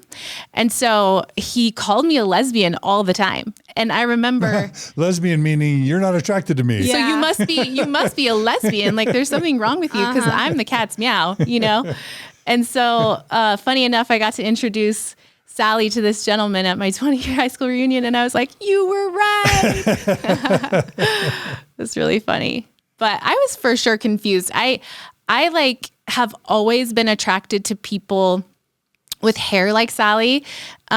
This probably sounds vain, but like maybe it's because I grew up in Huntington Beach too, but just that sun-kissed hair with the roots, and like platinum colored. And so even if it was a boy that was feminine, like I found myself wanting to hang out with him because I was drawn to this like look, and it was just innate. It was in my body. I couldn't help it. And that's called aesthetic attraction. There you go. Yeah. There you go. Yeah. You, John. And you've said to me it's too, my daughter Clara that's taught me all this, just to be clear. You've said to me too that all the girls you thought you had a crush on were like short and brunette. It's pretty weird. Which is funny. I have a type, I guess. We're all like, we're just looking for each other. Yeah. But yeah, so I lost my train of thought. No, so you boys were in high school. Yeah. Yeah, so this kid at the 20-year high school reunion was just blown away, and it was funny. It was really fulfilling to me to just say like, oh my God, you were right the whole time. So did you date boys? Yeah, I did date boys. I did. And what was that like? I dated Mormon boys because they were safe. How were they safe? Well, I mean, there was that like understanding that they weren't supposed to have sex before they were married. In Vegas? This is in Vegas. Yeah, this is in Vegas. And I liked that they were gentlemen and that they didn't have to drink to have a good time because all of my non-Mormon friends drank. We all drank. And so they didn't do drugs. They were just like cool and fun and like, what was that thing? Straight edge. They were straight edge. Mm-hmm. Yeah. Yeah. And they like wore the bracelets and everything. But yeah, it was just, I liked being around them. They seemed to have more drive. They were way more into academics and athletics and like didn't sleep in for practice because they were so, driven by. They were not hungover. Yeah, they weren't hungover, exactly. Or high. So, yeah. And then did you like fall in love with boys? Did you, have No. steady, serious boyfriends? Yes, I had a couple of boyfriends. Sophomore year for about 6 months, senior year for the entire year, and both of them were Mormon. The first one has come out; he's gay. The second one, married to a woman. We were so homies. Like, we loved music. We went to, what was that big CD store? Graywell or It was like, I think it was called Wow. okay. Is that a store you guys have ever heard of? Like, you walk in and it's just like this massive CD store. And we used to go there at least once a week. His parents were well off and he would buy he was a sneaker guy. He was and your sugar daddy for sure. he was just so nice and kind. And I don't know. I really enjoyed his company. Did you like kissing them? That's confusing, I think, for me, because I didn't know that I was gay. I just knew that I was a teenager with hormones, and it was a form of like sexual expression to make out with people, So I wouldn't say that I was like repulsed by making out with him. I think had it been anything else, like with body parts, I don't think I would have been able to handle that, Because down the line in the story where penises get involved, it ain't pretty. So, Okay. so yeah. Does that make sense? Yeah. Okay. So okay. So I was going to ask about aversion, but that comes later. So you would date boys, kissing was somehow okay, Yeah. but I kissed a few. yeah. Okay. You got around. And what were you into in high school? Just generally, cheerleading? Yeah, I cheered in high school. I don't know. Academic? Yeah. I was on student council a couple of years. I love photography. I was on the yearbook club. I was voted, ready? Most likely to be out of dress code. That was me. To be out of dress code? Most likely to be out She wasn't of dress Mormon. code. That Meaning was you what were- my superlative. You were when not I, dressing modestly correct, by Mormon standards. correct. Okay. No. Okay. Explain that. Well, Las Vegas is fucking hot. Like nobody's in Vegas with like a sweater. So, you're wearing like spaghetti straps and skirts. And I was so confident in my body. Like, I didn't ever care what a boy thought of my body. And so I didn't try to hide myself. And so because I was like confident and didn't give two shits about what these kids were thinking of me, I just was comfortable. I was comfortable wearing whatever felt good, Yeah. Yeah. And were you practicing as a Catholic in high school or? Well, let's talk about what a practicing high school Catholic girl looks like, shall we?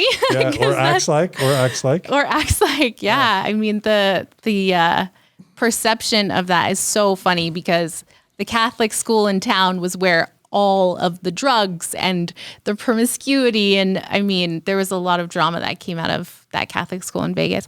But I for sure went to church. Absolutely. Like I said, First Holy Communion. I was confirmed later, which is what you do in your teenage years. It's like a big, huge sacrament in the Catholic Church to be confirmed.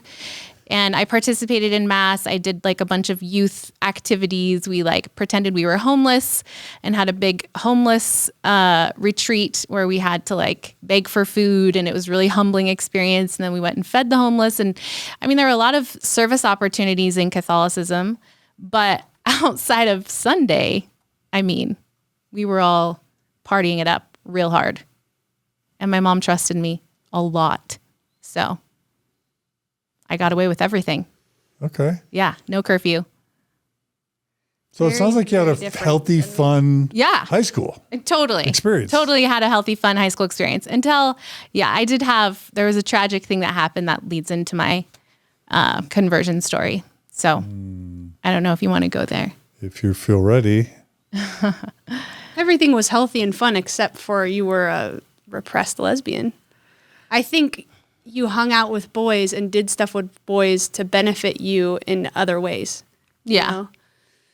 And so healthy is not a word I would describe it as, but My experience. Yeah. I think what he means is like it was well-rounded. There wasn't a lot of oppression, other than my own it sexuality, wasn't which rigid like a Mormon yeah. upbringing. And I definitely did not know I was a lesbian. Like I truly believed that my sexuality was turned off my entire life. You know, like Until recently. 37 was my sexual awakening. Wow. Yeah. We just jumped ahead. Okay, let's go Sorry. back to the story. Sorry, No, it's sorry. okay. No, it's fine. Okay, so it sounds like you're about to go someplace tender. Yeah. It's a horrific experience that I don't wish upon any human ever to have to go through. But, you know, as kids do, they drink and they do stupid things. And what is it? Like the prefrontal cortex of the brain isn't developed till they're like 20 something, 25, yeah. 25, 26. Yeah.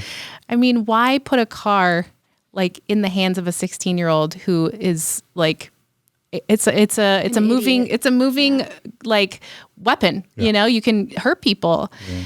And, this is where the story gets really interesting because I believe so strongly in intuition. I know the church likes to take ownership of that and call it the Holy Ghost. Fuck that. It's my intuition. It always has been. What? Careful with the F words. Oh, is it too many? It's PG-13. I mean, I want you to be authentic. Oh, sorry. No, it's okay.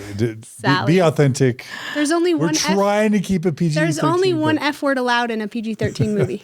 But can I be honest? I want you to be authentic. So audience, if Lena's authentic expression offends you, I guess turn it off, but I don't want you to have to censor yourself. So let's just let people know there may be some swearing because that's how Lena grew up, you know? Yeah. What did that make you feel even? I'm just thinking about what happened. Yeah. Okay. So talk how you want to talk.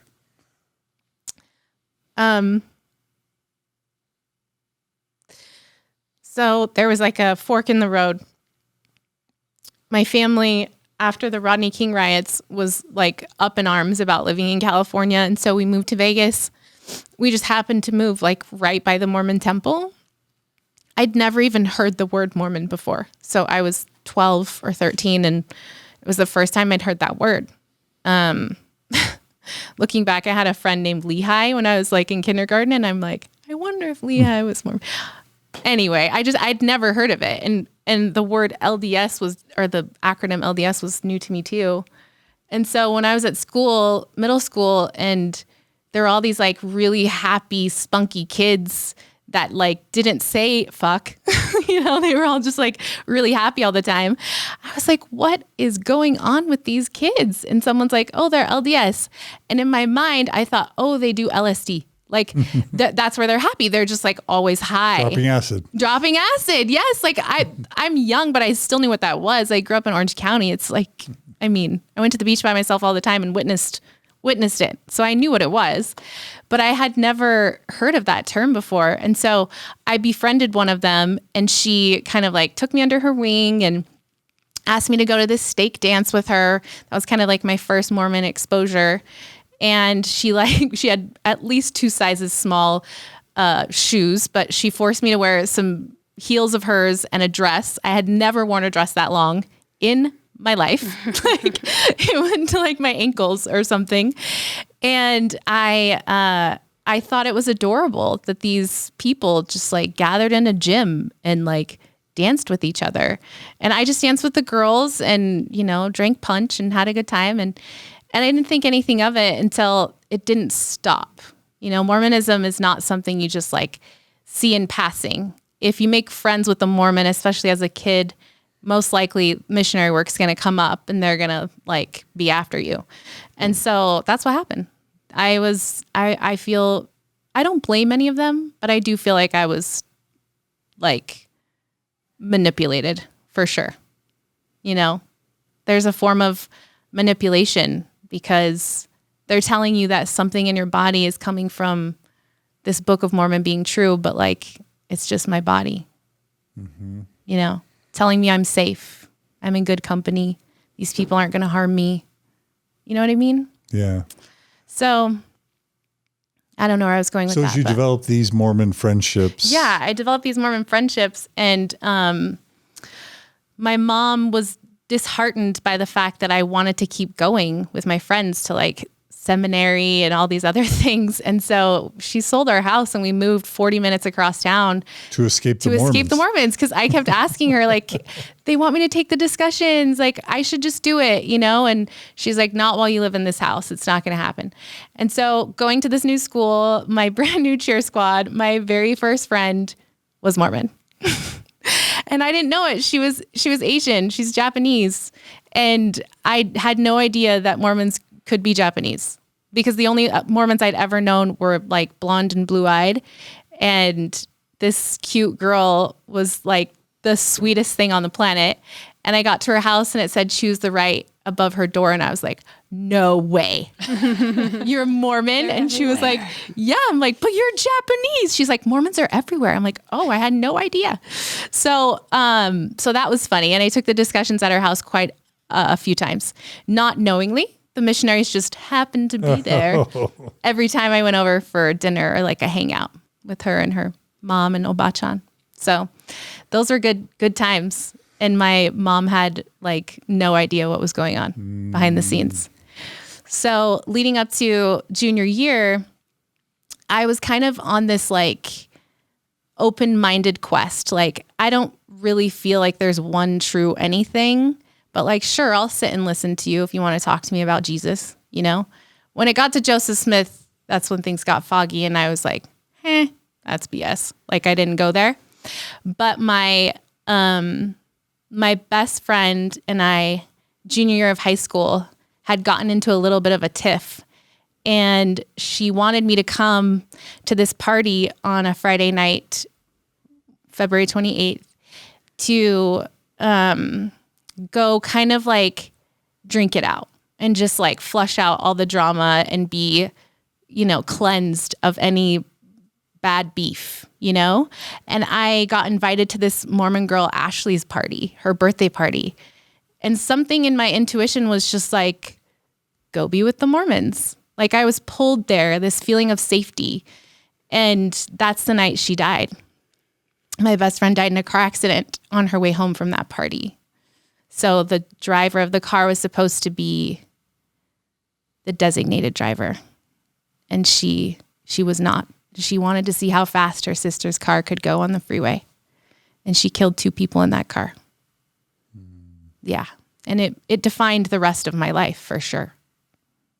And where were you? I was at Ashley's birthday party. And when I went home... So you made the choice to be with the Mormons. Yeah. I went. Your non-Mormon friend died. We were dancing to ska music and drinking punch. Like, there was nothing, no hoodlums at that party, right? It was all clean fun in their garage. And you could have been in the car? Oh, absolutely. I would have been in that car. Yeah. I would have been in that car. Yeah. 100%. So what was that like for you? So, I mean, there's survivor's remorse. Like, I'm sure a lot of people understand that. And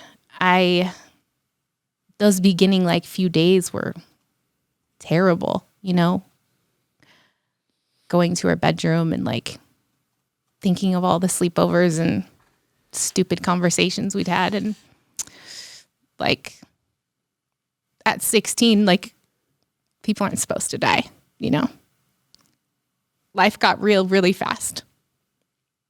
I couldn't drive on the freeway for years after that. It was tough.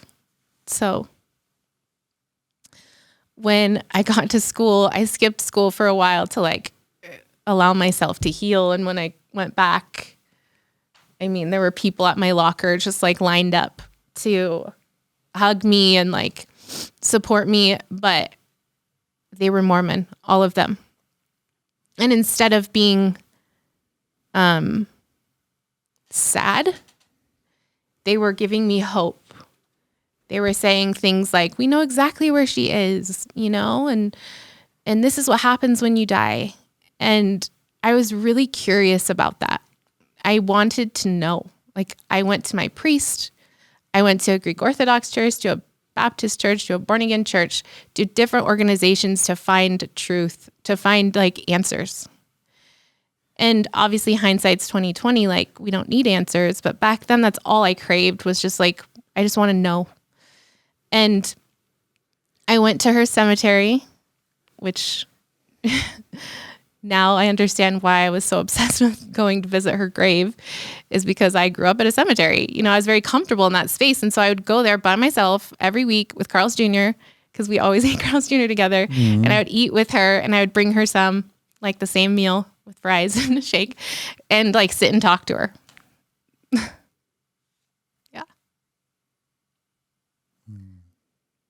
I felt really close with her, like connected to the other side of this life. Like whatever happens when we die, like I felt connected to that energy.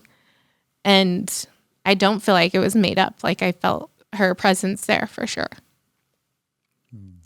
So when this all happened and the Mormons were like so persistent with having all the answers, the plan of salvation, when you look at it all laid out, it's magic. It's like, that's ideal. That sounds like a great plan. Let's do that. And it tried, I mean, I don't know. I tried to not give it too much credit to make it not as real as it felt. But with every time I tried to like move myself further away from Mormons or like create friends in other groups, because I was friends with everyone at my high school and all the different groups. I was very much a chameleon. The Mormons were just persistent, you know, and loving, so kind and loving and welcoming. And I was supposed to go to San Diego State University and cheer and be in a sorority. And I was convinced that Provo was where I needed to go. So that's where I went. But was there a baptism somewhere in there? Or? At BYU. Okay. So if it's okay, first of all, thank you for sharing something so difficult. Yeah. And I can't imagine what that would be like to have a friend that you're that close to die and to escape it and have the survivor's guilt and to try and make sense of the fact that she died and you didn't. And was there a Mormon connection involved? And I'm sitting here, you know, I'm someone who still hasn't tried beer. Like I've never tried weed or anything, you know, still have you know, traditional law of chastity kind of stuff pretty much my whole life. So I'm still very Mormon. Even as an ex-Mormon, I'm still very Mormon. And when I hear you talk about the good, clean living, the kind of stuff that the South Park All About the Mormons episode kind of highlights about this. Donnie Marie Osmond, perfect hair, shiny, smiley, teethy smiles, good, clean living. Yeah. I love that about Mormons. Sure. I love me too. Yeah, totally. And I'm like, of course, it's the way. So of course you should have been drawn to that. So on the one hand, I'm thinking, man, I love Mormons, and man, I love who we were, and I love who I am, and I love good, clean living. That's how half my brain is thinking and feeling. And then, what lucky for you that you made Mormon friends. Maybe it did save your life. And then, you know, lucky for you that Mormons brought you into the truth, because now you're going to get good, clean living for the rest of your life. So that's half my brain. Right. And of course the Mormons were just teaching you their beliefs. What's wrong with that? Everybody's got beliefs, and they were just teaching you. But now as I've got this other half of my brain, I'm also thinking like, oh, there's a part of me that feels like that might even be predatory or grooming, and these are awful words to say, because from a Mormon perspective, those words don't fit. It's love from a Mormon perspective. Yes. But if I'm thinking about the fact that you had these experiences, right, they could mean all sorts of things. It could just be luck. It could just be like bad luck for your friend and good luck for you and just random decisions. But if you're surrounded by Mormons that are going to help you interpret these experiences, they're going to have you interpret it in a certain way that then, if you're in a very vulnerable state, leads you to make a bunch of decisions in your life that are going to be very monumental for you. And again, it's a therapist would never try and persuade you and interpret things in a way that would be so influential to you, but because they're friends and because it's religion, it's okay. And so I'm struggling with what that means for your life after that. Wow. Yeah, that's big. I mean, all of that, the words you just said carry a lot of weight for me. Process it through your words, because I didn't mean to like prime you and all that. No. I was trying to come up with a way of saying it. I mean, you probably saw that I was like struggling to find the word, and I said manipulative, but really it was grooming. And I think like, yeah, I did wonder if you were thinking that word. I was trying to think of that. Were you thinking that word? Yes, I was thinking of that word. I thought you might be. And I know in my heart of hearts that these friends were doing it with good intentions. Yeah. Sincere beliefs. Of them, Love. none of them would Love. want any malicious thing to happen to me. They were all just great I would have people. done that Yeah. to you. Well, after I became a would've been member, one I of those did do that. Mormons. Yeah, absolutely. Of course, I would have too. Yeah. Absolutely. And you know, it's hard to think back to that time in this extremely vulnerable state, 17 years old, being convinced that I need to like abandon my family and join this, what I now consider a cult, join this other religion to somehow find truth and happiness. And that's going to be like my saving grace. You know, that's going to allow me to be in the driver's seat and be in control of my life because it's already all laid out for me, all the steps. I remember the missionaries drawing it out. This is the first one. You got to hop over this. Got to get baptized. The second one, Jesus provides the way. Then you go up the little ladder and this is where you endure to the end, you know?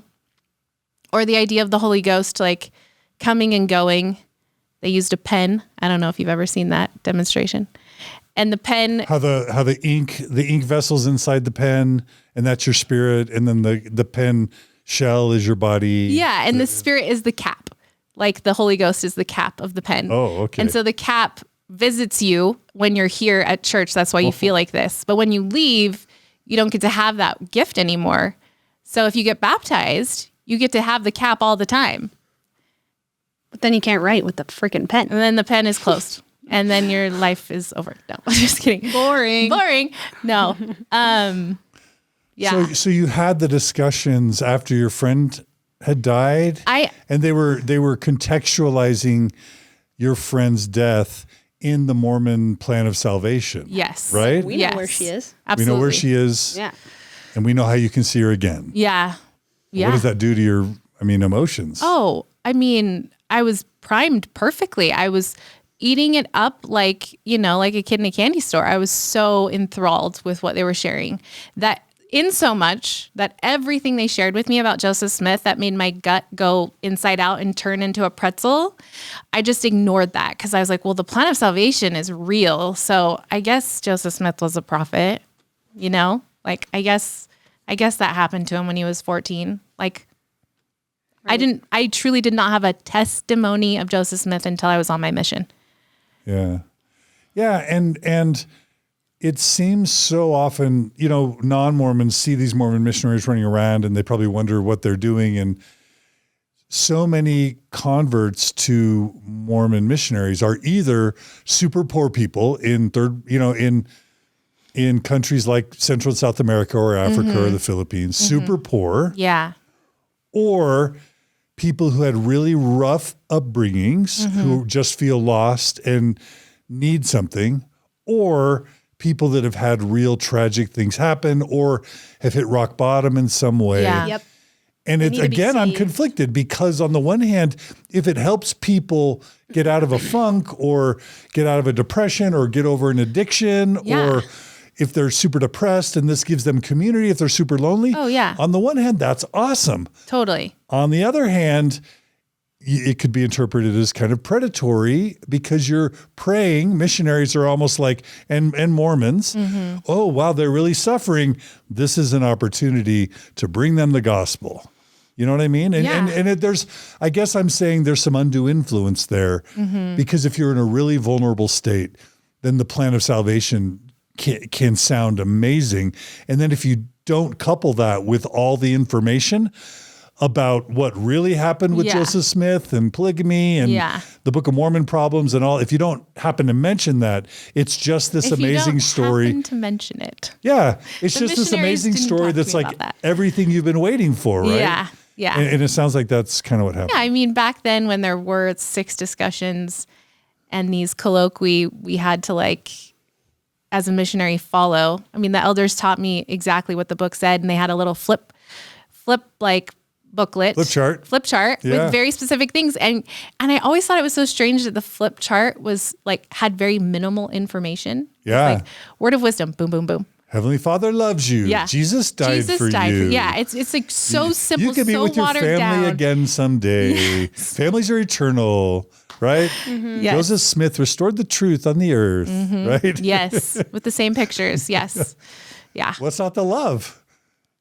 I don't know. Yeah. So I like left in the middle of the night. My mom did not approve. And I packed up my car and like drove to Provo, Utah. What? Yeah. Okay, that's the other thing is there's the parental consent and influence because they're kind of, and I don't mean to be hijacking this, but I'm just processing it like, and I don't mean to make it sound nefarious because I was this. We were all this at one point. Totally. But there's this like parents are responsible for their kids.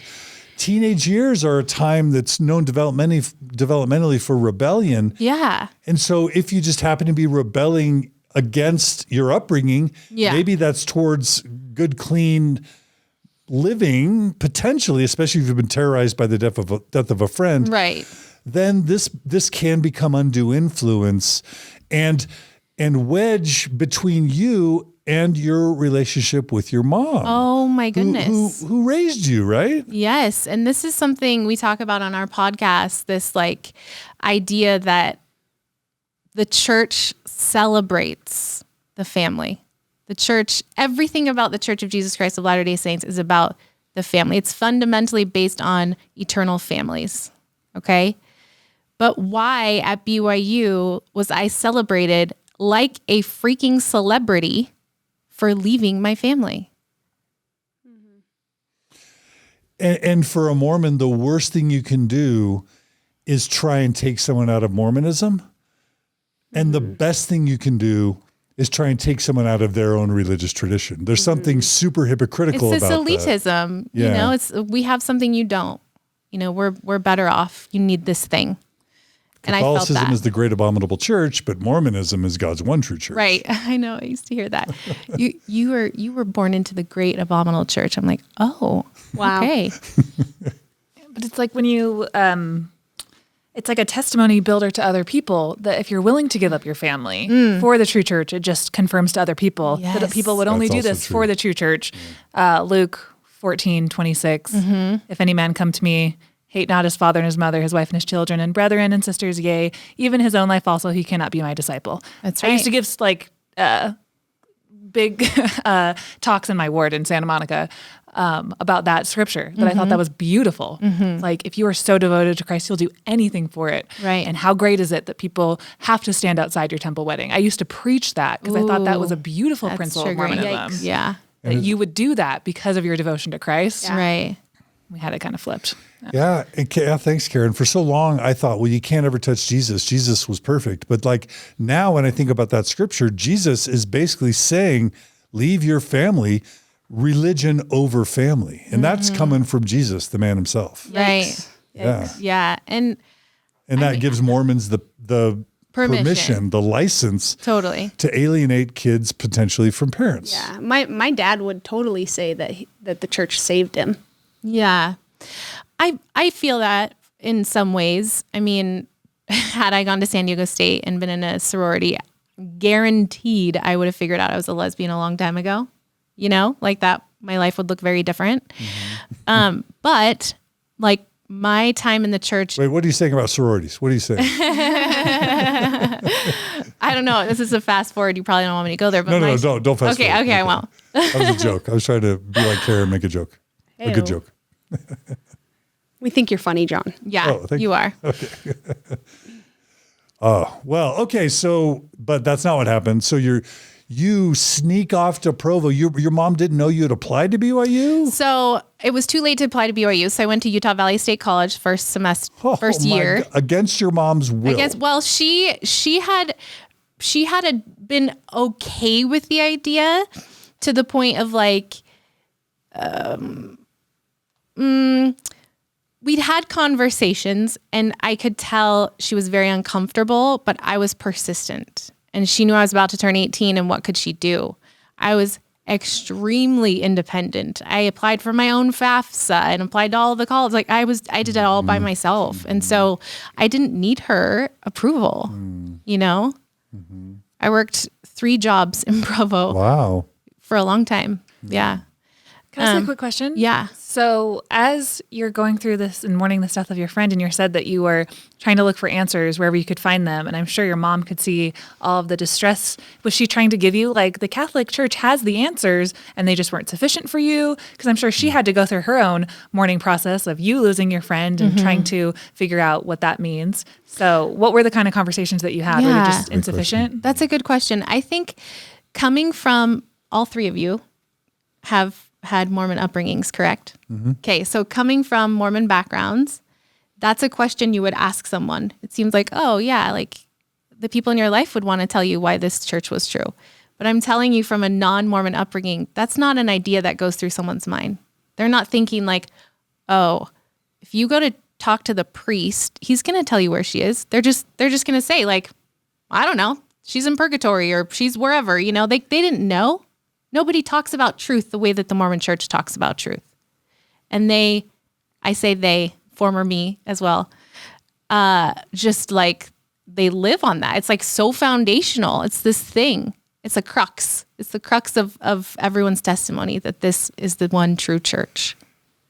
Yeah, there's this idea of epistemic humility, which is, I've got my beliefs, but like, I don't know for sure. I imagine a lot of Catholics or Protestants are just we didn't care if we knew for sure. It was like we were just going to church to gather and commune with one another and like be in a space with people who believed in God. It had nothing to do with the afterlife. Nothing. Yeah. And Mormons might call that weak sauce, you know, but others might call that epistemic humility. And then the flip side is Mormonism's wrapped around the axle of certainty. They know everything about everyone. Yeah. By the time you're 18 or 19, you know everything about everyone that matters in the world, and everybody else needs to learn from you. And that's why you become a missionary, because you know everything, and now you get to teach the world all the things they don't know. You know what I mean? Oh my God. Yeah. That's triggering too. But yes, definitely. Yeah. So that was like water to a thirsty soul. That was music to your ears. Oh, absolutely. Yeah. And the idea of like having a picture perfect family. Yeah. Like I could create my own family someday, and it didn't have to be, I came from this broken home. As much as I hate saying that, it was, that's the truth. And so I thought, well, you don't want that. I can marry a Mormon guy because he'll be faithful and he'll be good to me and he'll be kind. You know, thinking about the law of chastity, I wasn't threatened by going up to BYU. I was very excited about the fact that I wouldn't be, hit on in that way, like advanced, in unwillingly. And my experience was very unique. And then there's the missionary discussion about the word of wisdom, which is that, no tea, alcohol, tobacco, or coffee, but that alcohol prohibition must have also been music to your ears, knowing that your friend had died. I gave it all up. And from the moment she died, I never drank again until I left the church. So a church that prohibits alcohol, you're like, sign me up for that. Yes. Wow. Yeah. Yeah. I drank coffee up until my baptism, but everything else I gave up. And I did not drink coffee for 20 years. Wow. Yeah. After knowing. Yeah. Yeah. Yeah. The joys of coffee. I know. That would be hard. I would have a hard time giving up coffee now. Yeah. I don't know how we did it. Yeah. I don't know how we didn't parented know. children for so many years without coffee. It Or physically doesn't make sense in my brain anymore. We didn't know better. We didn't know any better. Yeah. Totally. Did it for the love of Jesus. That fueled me. I used to say that. Yeah. Truly. Yeah. Yeah. All right. So you're at UVSC in Provo. What was that, a culture shock? And then working 3 jobs? It was such a culture shock. It's funny. I lived in BYU housing, and, I lived within the BYU culture very much so. I think I was in the 800th ward or something. And, I went to church. I had a calling. Nobody knew I wasn't a member. I played it off really good. And then one day somebody found out. He got ordained as the ward mission leader in the ward. And I just thought I was going to be incognito, and just get away with it. But when he was ordained a ward mission leader, I was like, oh, maybe he's a missionary. Maybe he's like those boys in Las Vegas. Like he could teach me more about this, or maybe he could baptize me. And we didn't have any missionaries in our ward at BYU. And so he loved my roommate. He was like infatuated with her and came over to visit one Sunday. And I was like, hey, so you're a ward mission leader. What does that mean? Like, are you a missionary? Like a practicing active Mormon person would know what that calling is. Mm-hmm. But at the time, as an outsider, I had no idea what that was. Mm-hmm. Like, what do you lead missionaries? Like, are you a missionary? And he was like, no, we do missionary work with the elders in this area, but there aren't any non-members here, so we're pretty bored. And I said, oh, so everyone in this area is Mormon? And he's like, yeah. I was like, well, not me. And he was like, what? And so I asked him to baptize me, and he did. That's called a golden convert. Yes. That's called, missionaries call that a golden investigator, because they didn't have to track you out and persuade you. You're like, hey, I want to join. How do I join? Baptize me. Yeah. Yeah. I was ready to give it all up. Like any quote unquote sin, that I had previously participated in, or anything that I had done contrary to what God wanted me to do. I just wanted it all to wash away. I wanted to start fresh and just be a brand new person. And I got baptized in the Joseph Smith building on campus at BYU. Just like right there in the middle of a classroom, you open the closet, there's a font. It's quite hilarious. And when I was given the gift of the Holy Ghost, I wrote in my journal that night how I felt, because that's what I was advised to do. Recount your experience of being baptized and what it felt like to receive the gift of the Holy Ghost. It felt like I was being myself, like I was me. I was cleansing myself of whatever grief and past I had, and walking into this new space as a newer, cleaner version of myself. But I didn't feel any sort of gift of the Holy Ghost in any regard. Yeah. I just felt a feeling that felt like me, Mm-hmm. And I'm also torn by the fact that you're sort of taught that you are being made clean, but there's a rub to that, because it means that you were dirty. That's right. To begin with. That's right. And that I see that as an insidious teaching now. But what's wrong at the time of feeling like, whoa, all those bad things and sad things, I'm going to be made clean. Like that sounds so appetizing. Right. Yeah. And right? I mean, the whole interview process of getting baptized was traumatizing. Why is that? How so? We had Sam Young on the podcast, and it was hard. Just his whole movement is beautiful and transformative. And it would have been nice to have someone like that in my corner back then in 1999 when I was getting baptized, because the questions they asked me were extremely invasive. I'd never talked about anything like that with anyone other than like a friend. I'd never talked to an adult even about my vagina, So. And they were asking sexually explicit questions Absolutely. About your past sexual behavior. Yes, absolutely. Now you gave us the sense, and I'm not prying, but you had given us the sense that you just kind of kissed. Yeah. Like, were there things that you felt like you needed to disclose? I think there were boys that took advantage of me. Okay. Yes, Okay. I do. Okay. Yeah. So then you're in that position. So then I felt the guilt of that. So you're sitting alone in a room. Yeah. With some 30, 40-year-old guy Yeah, who's some asking bishop. Who's asking you what? He was asking me, did I have an orgasm? Did I, the word climax, I didn't even know what that was. I was just this girl trying to be like more spiritual. And I'm walking into this room where these men are expecting me to answer these sexually explicit questions about things I'd never even thought about in my entire life. Yeah. Using words like petting, I'm like, what the hell is that? Like, I don't know. Like I said, I didn't grow up Mormon. And so we didn't talk about like the law of chastity or anything.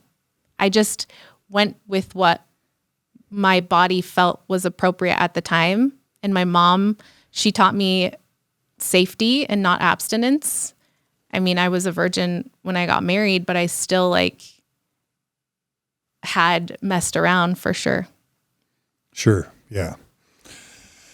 Yeah, which is for many healthy, normal developmental behavior. But Yeah. now that you're in a Mormon context, you've got these I felt sins guilty. that Yeah. are made you dirty, that now you need a church or even Jesus Yeah. to cleanse you. I remember one of the questions was, did I give him a boner What?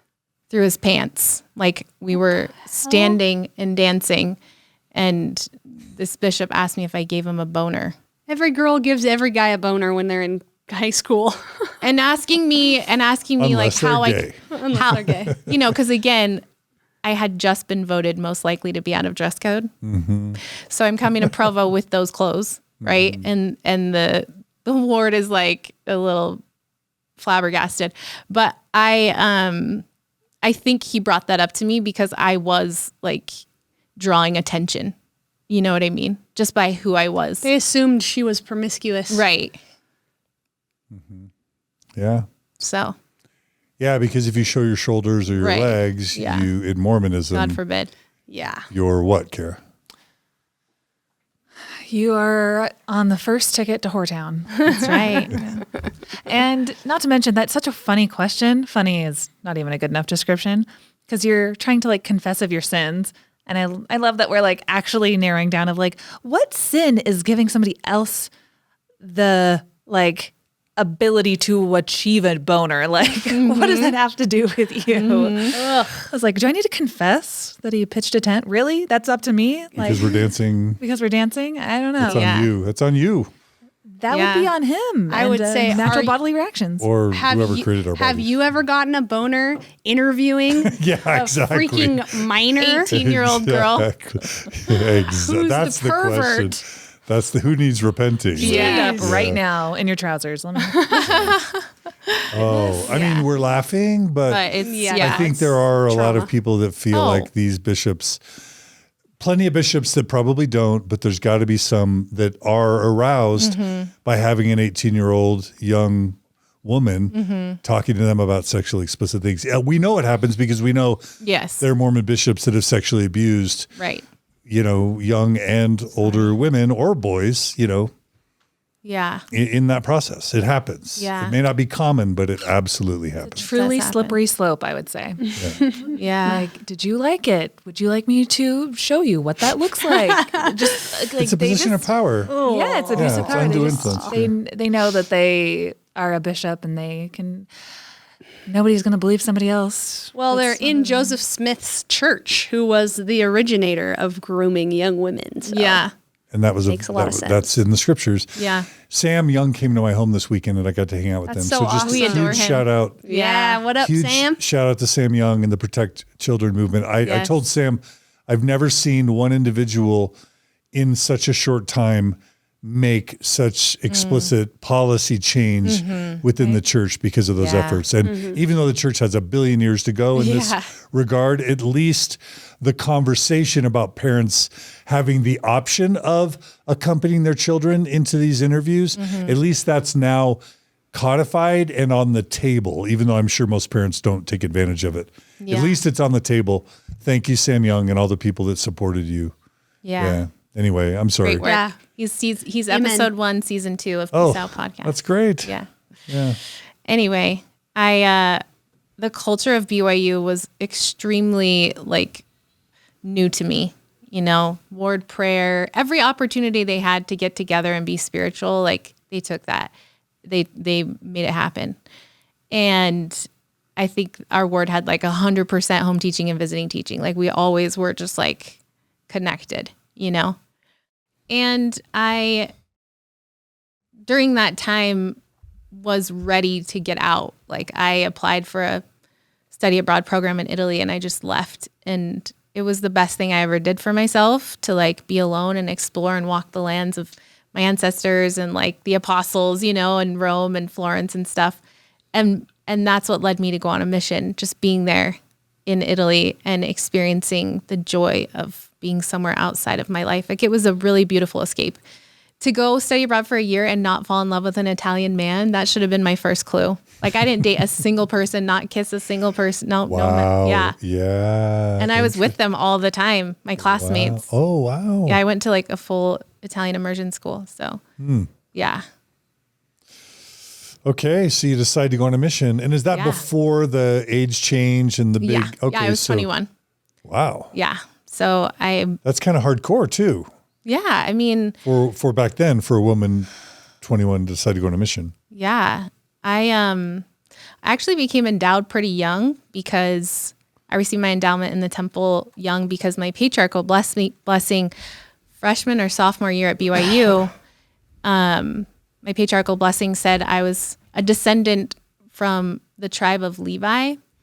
And the Levites are known to give like give up an offering of righteousness unto the Lord, as it says in Doctrine and Covenants. And so when I like went deeper into the Doctrine and Covenants manual, it said that these Levites, their main job is temple work. And so I felt this responsibility to be a temple worker from the age of 19. I think I was just turned 20. And I know our non-Mormon listeners are like, tribe of Levi, Yeah. patriarchal blessing, Yeah. lineage, what? Like, yeah, Joseph Smith was really into people's lineage, and he was always thinking about the 12 tribes 12 of tribes. Israel and the lost 10 tribes, and and so part of a patriarchal blessing within Mormonism is not just to predict your or foretell your future, right, which is another word for tell you how the church wants you to live. right. But it's also to declare your blood lineage or your spiritual Where I came from. blood lineage. And so I was declared to be from the tribe of Ephraim Me too. and other Siblings. Native Americans and I think Pacific Islanders are told they're from the tribe of Manasseh. Massa. Yeah. Which is all like, I mean, now that I'm thinking about it, it's like Hobbit elf kind I of know. like Hogwarts. level. What's that? Hogwarts. Hogwarts. Hogwarts, right? Yes. It's like I'm Gryffindor and you're like Hufflepuff. Yeah. But you were told But I was like you were the tribe of, I was like the special one. I came from the tribe of Levi. and that meant what to That- you? Less common. So the thing about being a descendant of Levi is that I had this responsibility to be offering up righteousness, which basically means the Levites, the original Levites, were the ones that sacrificed the lambs, And so I was also told there'd be a full restoration of all things and that there would be a sacrifice of animals during the second coming, that I would be there at the temple performing that with them. And that if I ever had a son and my son was from the tribe of Levi, that he would automatically be a bishop and that he would not need to be called to be a bishop. But he would be, weird. I know. It's weird. These are just relics of Mormon doctrine and Yeah. theology, but it's undue influence because like you're told this is God and now it's your lineage and now you're told what that means and you're told this is the rest of your life. You're going to be serving the church. That's how it works out for the church is they Yeah. get a bunch of people to go, all right, church, I'm giving you my life because you told me that's what my life's going to be based on this patriarchal blessing. Yep. Yeah. Totally. Yeah. Yeah, So they you're- had Go on your me. mission. They had me hook, line, and sinker with my patriarchal blessing. I ate up every single word of that document, front and back. Yeah. Yeah, I mean it was like for sure my oracle.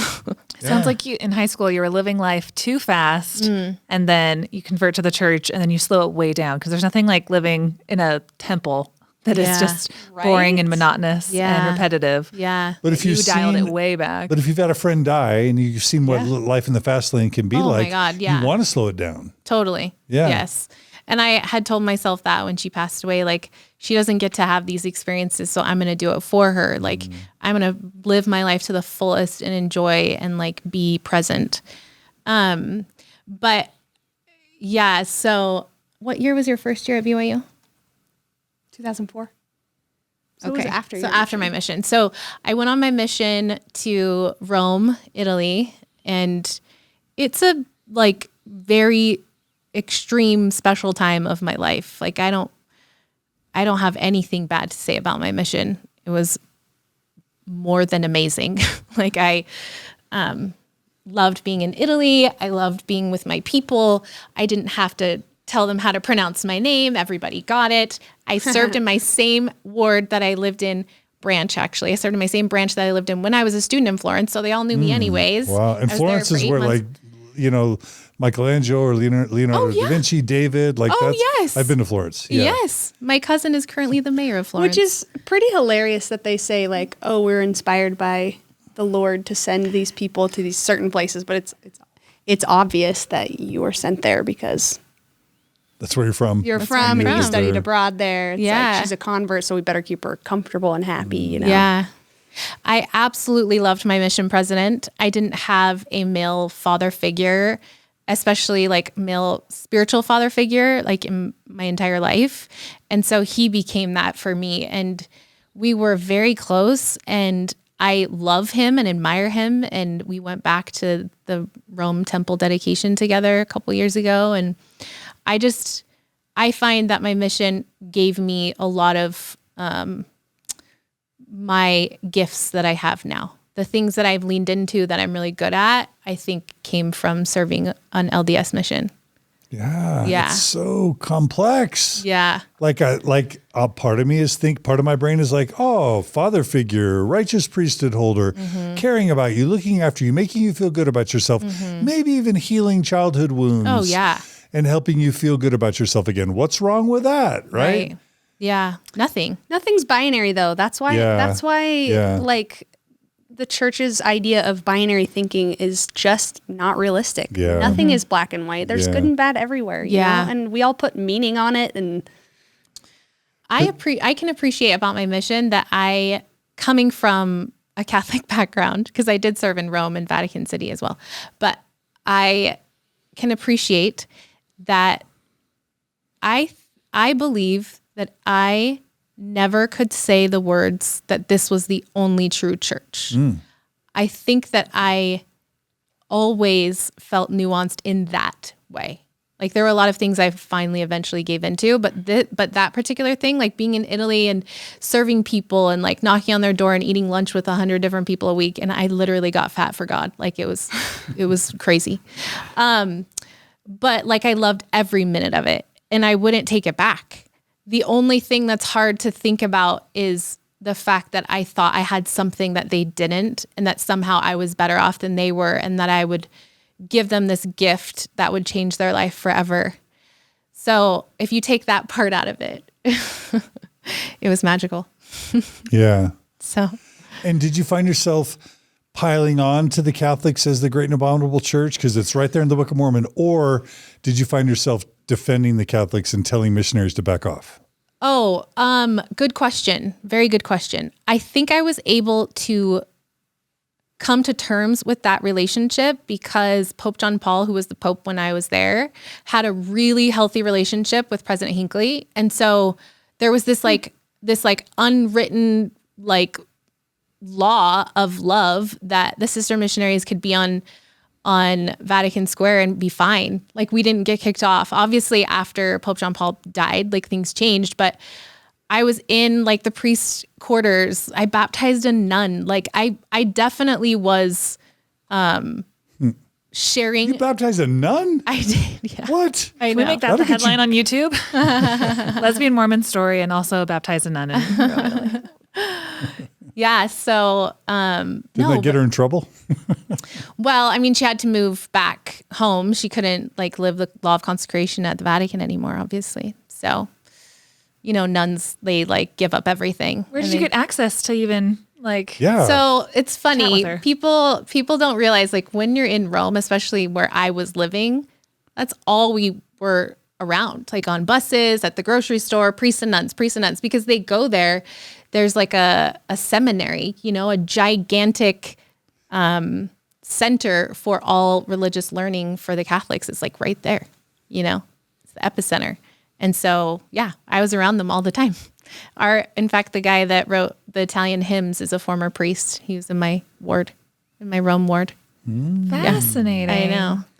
Was the temple even envisioned yet? Yeah. Okay. As soon as they got off the plane, we went and claimed the land. The church has owned it forever, but we had to go like claim a piece of it and like dedicate our hearts to the soil and these olive grove trees and Where the temple was to be built? exactly. their mission president would take the missionaries there when they Yeah. got there. Every single missionary that went to Italy. Ritual. Yeah. And so did you see a lot of baptismal success as a missionary? I had a lot more success than the average missionary that goes to Italy. Let's just say that. There is something to be said about being a convert. Like I can relate to them, you know, and I was raised experience. Catholic. Yeah, I was raised Catholic, and I could speak to like the specific things in Catholicism that were lacking, the specific things in Mormonism that filled in those gaps. Ooh. Tricky. So, I mean, I trained a lot of sisters. I was a very, very dedicated sister missionary and made a lot of friends. So this is kind of I don't know if you felt this, but some people do feel this. You were kind of pulled out of your cultural tradition, and then you turned around and kind of pulled other people out of their Absolutely. cultural tradition. Yeah. It's hard for me to like think about that, you know? Do you keep in contact with anyone from mission? Yeah. How they doing? Do. Well, I saw a lot of them a couple of years ago. So almost 3 years ago, when the Rome temple was dedicated. And so many of their lives have changed, and their kids have gone on missions, and like it's been a lot has happened, you know. Yeah. I don't think a couple of them have left as well. But for the most part, like those families I worked with are like that's their life. You know? Yeah, and I don't want people to think we're just hating on, because I loved my mission, and a lot of who I am is because of my mission. And like you said, Sal, it's good and bad. Can it be both good and bad? Yes. You know, can it be good and bad? Yeah. And that means there's good. My mission president, coincidentally, is the only person I haven't come out to. He's about to find out. Yeah. Yep. Word gets around. No hiding now, babe. I love him. Sorry, President Jensen. Okay, so you had an amazing mission. Yeah, I did. It was more than I could have asked for. The hardest part of serving a mission was going home, period. Wow. Yeah. And would you have said you had how would you have described your testimony by the end of your mission? Put it this way, when I got home and started dating, every person that I dated would go like on splits with me. Like I was knocking doors in Provo, Utah all the time. What? Yeah. I was leaving flyers and pass along cards and bearing my testimony in the grocery store. No way. Oh yeah. You can ask Paul. That's We believe you. Yeah. I mean, wow. like he'll tell you. No, the story. I believe you. My former husband and Sally are very good friends. And so it's a conversation you can have with him, because I think he'll talk your ear off. So your testimony was what? Very established, extremely established. I didn't have any doubts. That what? Because you said it wasn't that the church was the only true church. Right. It's not that it was the only true church. It's that this organization was the best way to happiness. You know, like you could find more of who you were here than you could in any other church I'd ever gone to. Like I actually went to like Scientology and like Jehovah's Witness when I was on my mission, because I wanted to see these people who are so dedicated and say, hey, come over here. Like this is the one thing you're missing, you know? And to be able to see other religions and how they practice and recognize that Mormonism is not a religion, it's a lifestyle. Mm-hmm. And I said it earlier in the podcast, it's a cult, you know? And so it is every minute of every day. Well, the root of culture is cult. It's just basically a way of life. Yes, it's a way of life. Yeah. Exactly. Yeah. And it was not a Sunday activity. No. Or this part-time identity. Yeah. It is your identity. I served as the first counselor and second counselor in the Relief Society 3 or 4 different times in my adult life. What was it like for your mom to have you become a Mormon missionary? Oh, that was a conversation. That was tough. I had an incredible ward back home in Las Vegas that I went to like when I would go home in the summer, you know, like I didn't ever go to church in a consistent space when I was in high school, but after I got baptized at BYU and I'd go home and work in Vegas for the summer, I would attend this ward, and they supported me my entire mission. You know, my financially. Mom, financially. My mom didn't need to worry about that. And I think that helped her feel less pain, like knowing that like I'm taken care of. But she did say if I got called to Russia or Mexico, she wouldn't let me on the plane. So when I got called to Italy, you guys, I was like, the church is so true. You know, That's what I'm saying. because Hilarious. but I did take a picture in front of an Italian flag. You know how you have to send in a picture when you like apply to go on a mission? Uh-huh. And I did it in front of an Italian flag. How they know. Plus my name is so so Italian. Yep. But anyway. Did your Italian family members connect the dots that you were going to Italy to deconvert people from that shared religious tradition into Mormonism? Do you think your mom or your aunts or uncles or cousins or grandparents or whoever understood that that's what you were doing? Yes, they did. And that was hard.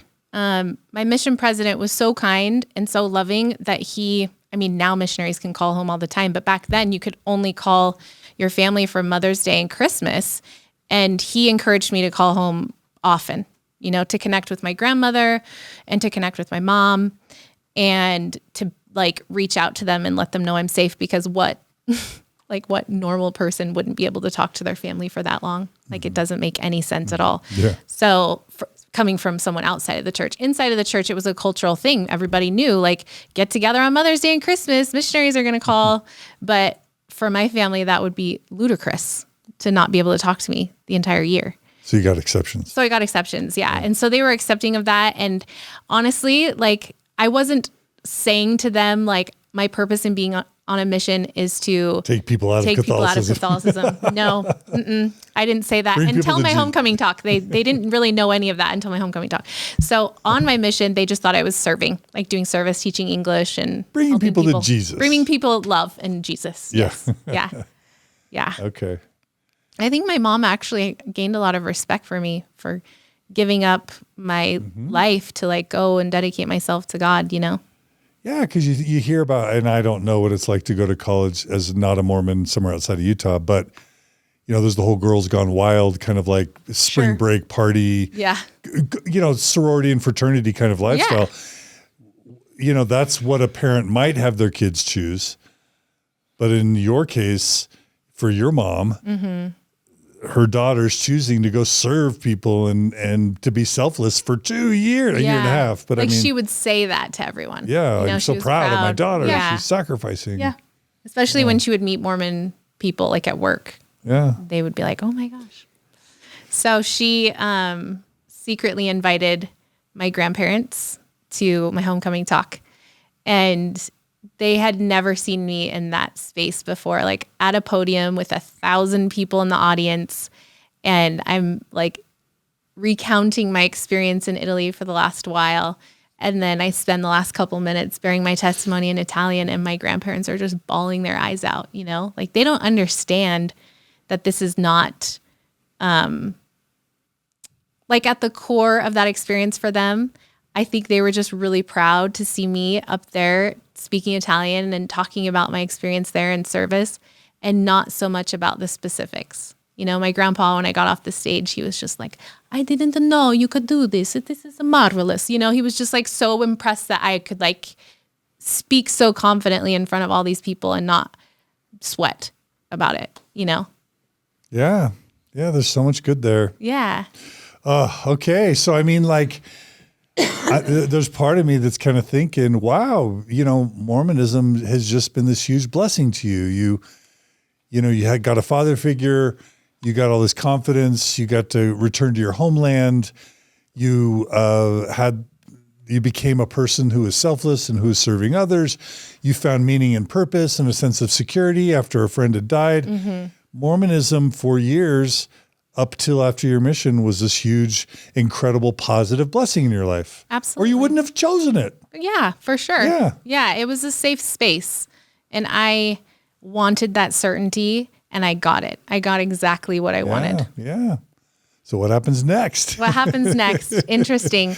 I married my former husband in 2005, just a couple of months before Sal married her husband, former husband at BYU. And the year Mormon Stories was formed. Oh, hey, 2005. An important year. It was a very good year. Yeah. Talk about your courtship, though, and dating. Yeah. So that year that we dated was my last year in Provo, and it was Sally's first year in Provo. So we're 4 years apart. You overlapped. And we overlapped. And her Friday activity every morning was to do baptisms for the dead at the Provo Temple. And my Friday morning activity, every Friday in the morning session, I worked in the baptistry. And so Sal and I were in the same room of 20 to 30 people for an entire school year, 2 semesters. Did you know each other? I believe that there was some sort of energetic exchange. We just figured out this. Okay. Talking. Yeah, when we first got together, we were like, oh my gosh, that's so crazy. But honestly, I for sure remember like this girl who had her head down in her scriptures the whole time, didn't look at anybody, and like rarely smiled. Me? Yeah, like you were just like very serious. From my memory, yeah, like very focused, not there to be mingling, but you were there like for God, you know? And I had other things I could have been doing. Well, that's what I'm saying. All the other girls that came with their ward in the morning were like, oh, they want to sit by the boys and like make their hair look cute. And you just didn't give a crap. No. And I loved that. So in my mind, that's who she is. I don't know if that was her, but it's a pretty cool little It's almost like coincidence. a lesbian post-Mormon version of Saturday's Warrior. You know, I've seen that smile somewhere before. yeah.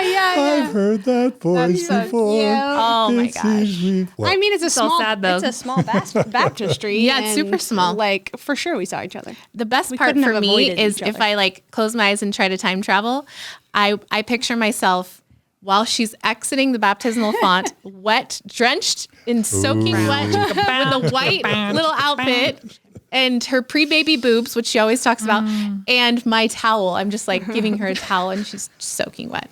That's what I think I saw that one on the website. No, just kidding. I just think I Is saw there that a one. Mormon porn website? Oh God. Okay. But yeah, we're- so our courtship was that year. I had this gentleman. You and your ex, not us. Yeah. Yeah. Sorry. My former husband and I dated that year that I was working at the temple. Got married the summer of 2005. But through that experience in dating him, there were I was just so excited when I got home from my mission to be with people, you know, like humans, and not be so giving of my time to everything else, but like be able to have a conversation with someone that wasn't about God or Jesus, you know? And so when I got home, I went on a date every night with someone different for the first couple of months. Like I asked boys out all the time. I'm like, oh, you sing in the play? Want to go to a movie tonight or whatever? Like I just wanted to see people and get to know them and be excited. Never did I have any sort of physical attraction or affection toward any of them. We never kissed, nothing, no holding hands. None of that. It was just seeing, like, I was just so interested in like humanity and getting back into life and what happened while I was gone. And so there was this boy who we kind of dated before. I mean, we definitely dated before my mission.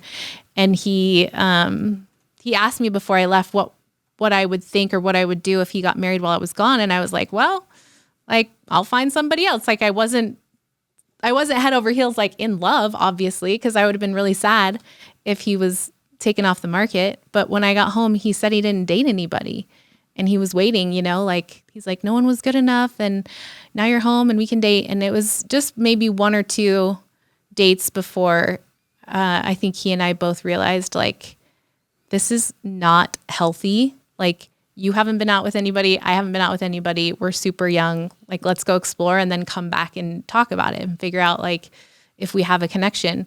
And I met my future husband and he met his future wife that next week. Like we both had a very similar experience and got married just a couple days apart. So when Paul and I got married in 2005, he and I had made a contract. And he lived off of BYU campus, like in off-campus housing or whatever. So he didn't have the honor code like that he was living up to. And he had just gotten home from Iraq or Afghanistan or somewhere. He's gone to both. He's a former Marine. Pinned up in his apartment a contract like 1 through 10 or something of the bylines. Like, this is what we will do in our relationship and this is what we won't do. and making out and like petting and all of that was on there. So he and I like never made out before we were married. Like we kissed with our tongue a few times, you know, obviously, but like there was no like making out. And to think about almost 24 at the time, like my hormones would have been raging. Like if I knew her when I was 24, holy F word. Like, you know, I can't even imagine what that experience would have been like. You can imagine if you want. I'm trying to, but it's like too much goodness all at once in my mind and I can't take it. So the wedding night, even like we got married in the Vegas temple and we go to the Bellagio. He like carries me over the threshold or whatever. And kid you not, like when I saw his pack, I was terrified. Lena? Like I was actually terrified. Like that has to go where? Oh my God. And I remember having this feeling of like fear, immense fear that was not going to work. I'm looking at that and I'm like, that's not going to work. And it took us a long time to get it to work. And it really like was hard and painful. And like you said, I cried a lot, not knowing that I was repressing my sexuality. I think, like I said before, I think I was just asleep. Like my sexuality was just completely gone. Like I gave in to the thing because I knew I had to. I knew I had to have sex with my husband, you know, that was what like people did. But within the first week, I knew I was in for it. Like I was in trouble. So the male form was aversive to you? Yes. And you had no way of knowing that before? No. Mm-mm. I was astonished. You didn't expect that? No, I didn't. You didn't choose it? No, I didn't. Yeah, because who chooses it? Nobody like, I didn't like get presented with the option, female form or male form? I think, well, okay, I'll go with female. No, it's just, you know, you're wired that way, right? Right. Yeah. And you have no like way to figure that out No experience. at all. Because even if you just think about it, like you can't figure it out without real lived experience, in my opinion. Like I had never seen porn. Like I was very like, Yeah, you new did to it all of right, this. right? Yeah. It was all brand new.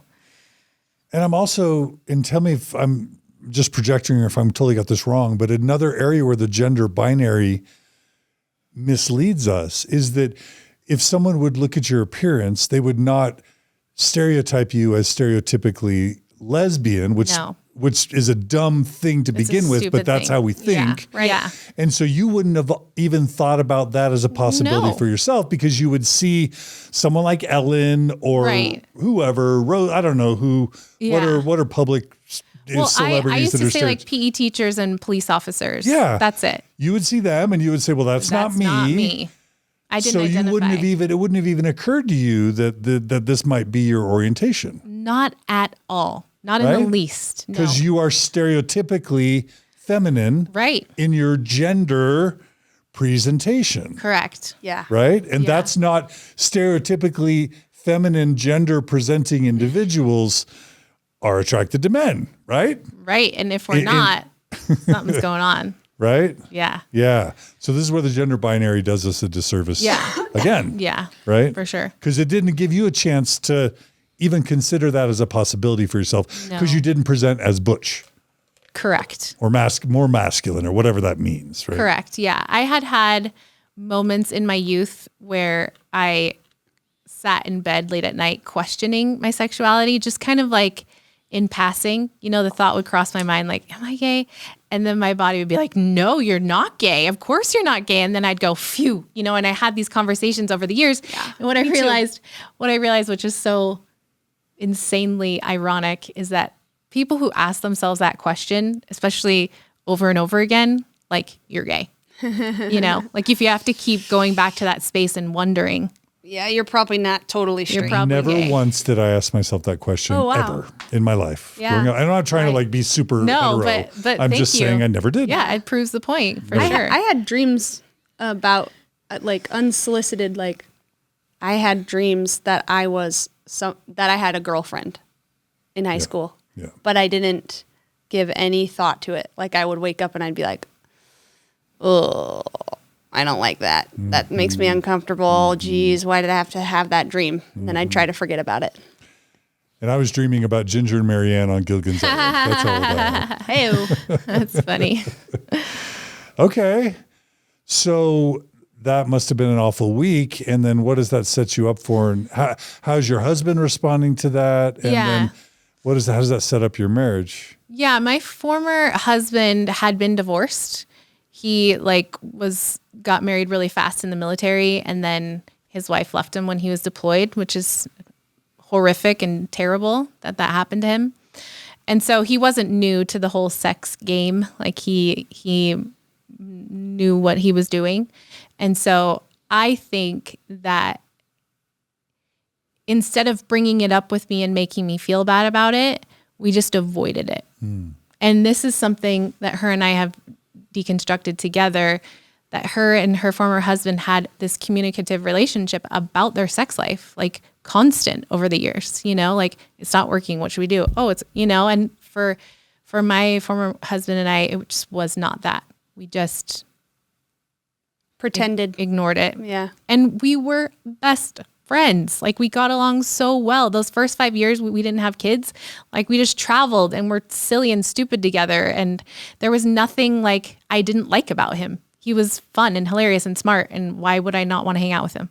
We never made out, we never went to town at some airport bathroom or something like that. We just were platonic, we just loved each other. I didn't know that there was a difference. I truly did not know there was a difference between loving someone and being in love with someone. And when I watched The Bachelor, I used to get so confused when the last day they love one and they're in love with the other. And I'd be like, this is such BS. How do they know this? What is the difference? There's no difference. Yeah.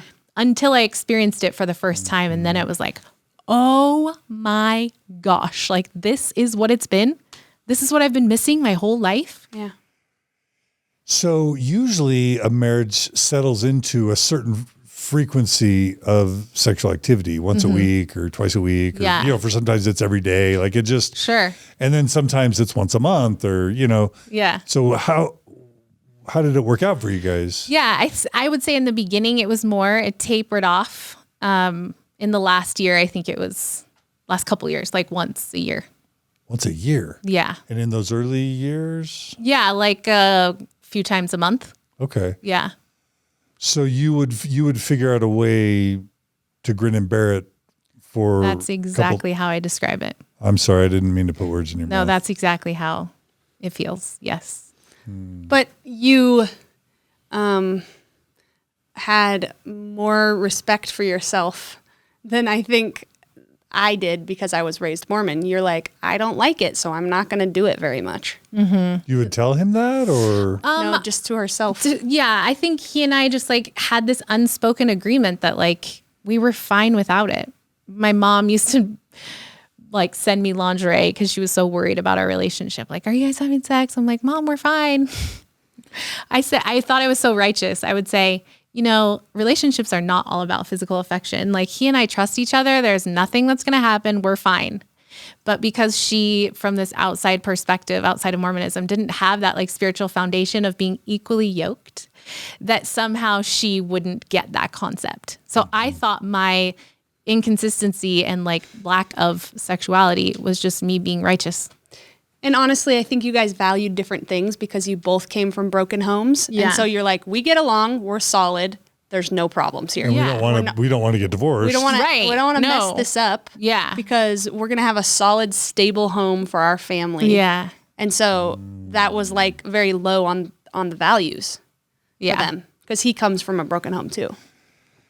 And then there's there's three other dimensions. There's the libido dimension. Mm-hmm. So in my mind, I'm thinking, well, it's possible that your husband might have been lower libido. And so then it wasn't as important to him. That's one dimension of a possibility. Yeah. Then there's, as you described it, Sal, pain tolerance or ability to just do what's painful or hard. Yeah. But then there's a third dimension, which is resentment building and frustration, where he's just suppressing and building resentment and anger for you. And any of those things are possibilities. Yeah. In your situation. I would say they probably all three apply in some way or fashion. I encouraged him to masturbate. Again, I grew up outside of the church, and so masturbation was never anything I looked down upon. Oh, ever. so he had that release. Well, I don't know if he did or didn't do Right. it frequently or whatever, but when we went through in vitro and he was like asked to do it, I, throughout the next 6, 7, 8 years, was like not available sexually, and I would just say, go take care of it. Like, I'm good. You're good. Yeah. So it's just one of those things that like we didn't connect on. So, Okay. yeah. But we had everything else going for us for the most part. Yeah. So in some marriages, that becomes a real source of tension where if it's the high libido husband, he's angry and resentful and bitter at the wife, or vice versa if it's the high libido woman. But it sounds like in your case, there wasn't that tension or resentment. There really wasn't. That's nice. Yeah, it was so nice. I mean, obviously it prolonged the process of figuring out my sexuality. Yeah.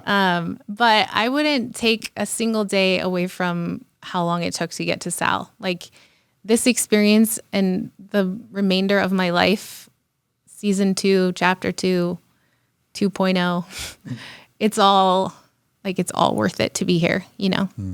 Wow. Yeah. Okay. Love you. I love you too. That's so darling and beautiful.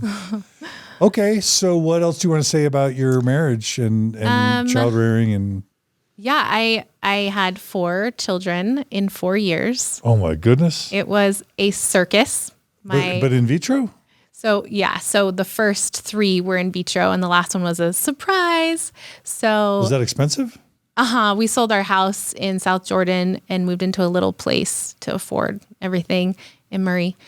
And we were working off my teacher's salary, but I had really good insurance. So it just made a lot of sense to like grow our family. I was getting older. I was 29, 31, and 33 when I had my kids. So, and he went back to school. He went to law school. We moved to Washington, D.C., and I was a housewife and had in the thick of motherhood in a place where I had no family and just making new friends. It was a very dark time for me. Why dark? Because when you are in the thick of motherhood, like those diapers and piled high and sleepless nights, your mental health suffers, you know? And thankfully, my former husband is a feminist. And so he pushed me out the door all the time. He was never one to be like, let me watch the children for you. Like that was not a thing. He's like, I'm their dad. Go have fun, you know? And so I've always worked in the relationship, and that's something my mom instilled in me a long time ago. Get an education. Don't ever rely on a man. So I did. And I was a high school teacher for a long time and then started my own business in 2015. What was the law school? He went to American University. Okay. Yeah. Yeah. Cool. Yeah. And then what was your Mormon life? What were your Mormon lives like throughout that? I mean, it's funny now. Hindsight's always hilarious. He says I drug him to church. I didn't know that. Like, I didn't know that it was my testimony that he was like leaning on. I just thought he was in for it with me. He was a high priest group leader. Like, he occasionally did his home teaching, and I just thought it was this. I thought we were the same, you know? But when I came out and left the church, he never went back. But while you were living the Mormon life. I got too ahead of myself. No, it's fine. There. Yeah, while we were living, our 13, almost 14 years of marriage, we were extremely active every Sunday. And devout and believing. Very devout, tithe payers, the whole thing. Yeah. Okay. Yeah. I was nuanced. I mean, a convert. So the LGBTQ issues were always a problem for me. My business partner, coworker, is a member of the queer community, and it sickened me to think about Christianity, thinking any less of him or making him feel like there's something innately wrong. And so there were a lot of issues within the church that and the patriarchy that really, really affected me. Yeah. So you were struggling with maybe Prop 8 and yes. Yeah. and That disgusted me. yeah, Yeah.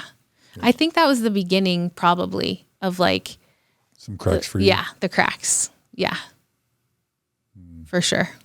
And I mean, you didn't even know, maybe you didn't even fully know why. No, I didn't, but it was in there, like way deep down, whispering to my conscious mind. But like the whisper was so faint, I didn't hear it yet. And for listeners who don't know what I mean by Prop 8, this is when the Mormon Church in 2008 decided to try and take away gay marriage, which was legalized in California. They fought to take away same-sex marriage from the citizens of a sovereign state through using their money and influence, and they succeeded. And they got Mormons to do it, along with Catholics and evangelical Christians. Yeah. They formed this huge coalition to take same-sex marriage away from the citizens of California. Yeah. To preserve the family, you know, like I worked with this amazing woman and mentor at the high school I taught at, who said it so beautifully. Like the LGBTQ community is not what's bringing down the church. It's not what's harmful to the church. It's the access that we have towards, I don't necessarily believe what she said, but she did say like, it's pornography. It's, people having an affair and things like that, that really take a toll on families and not people who are queer. Yeah. I don't necessarily think that pornography I don't think it's a problem. I don't watch it, but I still don't think I don't judge it is what I'm saying, you know? Sure. Yeah. Back when I was a member of the church, I for sure did. I see that Prop 8 is they're just trying to control, you know, they didn't want to lose their control. They didn't want to lose their religious right to exclude. Well, there was this perception that as goes California, so goes the nation. And the church was paranoid that if gay marriage was allowed to stand in California, then there would be all these marriages, and then these Californians would move to other states, and then the states would have to figure out, well, do we recognize the marriages or not? Do we give same-sex benefits? Because now we've got these queer couples that came from California. And that would be horrible, right? Yeah. No, really. No, that was the logic. Yeah. So It's ridiculous. if we could take it away from California, we're going to at least slow down. Protecting the children. Yeah. And then that's another thing, adoption. We don't want queer people all over the country adopting children, and because children deserve a mother and a father in the home. And so for all those reasons, the church needed to take away same-sex marriage, and they did. And then there was huge backlash. Yeah. Yeah. And they've lost so many members and super damaged. The Mormon Church has super damaged its reputation by what it did at Prop 8. Not to mention that it told all the members that it didn't use any tithe payer funds or any of its own money to run Prop 8, and it totally lied, and it did, and it was found out as having lied to the world, and he was even prosecuted for lying. So anyway, what a huge disaster for the church. Yeah. And you're saying that was a crack in your testimony. Absolutely. Yeah, I think that was the beginning for sure. Just because I mean, as a high school teacher, I was accommodating all types of people in my classroom, and I didn't think anyone in the classroom was less than another just because they weren't Mormon or they were queer. Like that was very disturbing to me. Yeah. Yeah. So take us through to the point where right before things start to fall apart. Anything else you want to say about? Sure. I mean, eventually you must have moved to California. Yeah. It's interesting because after I had children in my 30s, like almost mid 30s, I can pinpoint and recognize certain moments in time that I was attracted to a woman. And I think my body was starting to wake up. Like I said, I think I was asleep for so many years. And after I had kids, there was something that changed in me. And hormonally, I have no idea. But whether I was at the gym or wherever, there are specific people I can pinpoint that I had an attraction towards. And I remember consciously repressing. It wasn't an unconscious repression. It was a conscious repression. I can't be friends with this person. I don't want to go to that space anymore because that's where this person's going to be, you know? And I knew that there was something wrong with that. At least that's what my Mormon brain thought. There was something really wrong with that feeling coming up in me, and it scared me, and it made me feel, not that I was afraid that I would catch the gay, because so many people have said that, like, oh, beware of Sally, if you be friends with her, she's going to lead you astray. Like, there's no, you can't persuade me to do something like in that way. Like, I have a very strong inner knowing, and it doesn't ever lead me in a direction that feels like I'm being persuaded by someone else. Like, I do it because my body's telling me I should do that thing. And I believe Mormonism is how I got to my truth. It carried me for so many years and kept me safe in this box.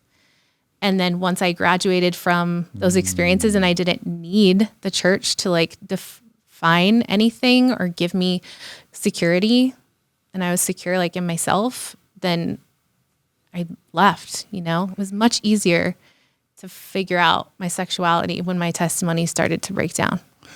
So before that point, though, you started to experience and recognize attraction to women. Yeah, I did. Is this before or after your testimony? Marrying a boy in the temple. Mm.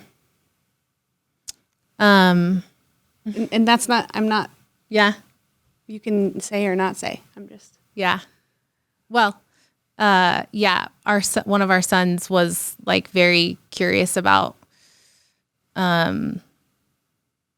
his gender and how do you say like sexual identity of a toddler? But he was just very curious about things, and that curiosity led my ex and I to just like say like, this isn't necessarily a safe place for him, and we need to transition out of this space. We knew that our time in the church was limited, like it was running out, because the hypocrisy kept increasing. Like if we feel like in primary you're learning something, and when you get in the car on the way home, we have to undo all the things you just learned. At some point, like, why keep wasting our time undoing these stories? Like, why put ourselves in this situation where we have to undo so much learning for our kids, So I think, do you and Sal end up losing your faith around the same time when you're physically together, or did one of you? Because I want to there's some point where I think we're going to start telling your stories together. And so I just want to make sure we wrap up anything about your story, Lena, that is important to say before it merges. So what I've heard you say is super Mormon faithful for at least 10, 12 years, but that starting with Prop 8, and then you're starting to feel some attraction to women, and then you have a child that's maybe starting to make you wonder whether they might be normal, quote normal gender wise or whatever. Any other thing you want to say about just but before things really fall apart, any other thing you want to tell about your story, before the time where things really start falling apart? What about Kundalini for you? Yeah, I was going to say that my Washington, D.C. ward was extremely nuanced. Virginia or Maryland? Or we were in Alexandria. Okay. Yeah. And so my experience there was really good. Like, it's a different church in many ways. So different. So different. Our bishop was the same age, and he was a good friend of ours. And there were people with callings who were inactive, and like, I don't know. I just really appreciated the Christ-centered atmosphere there. It didn't feel like there was judgment, even for my son.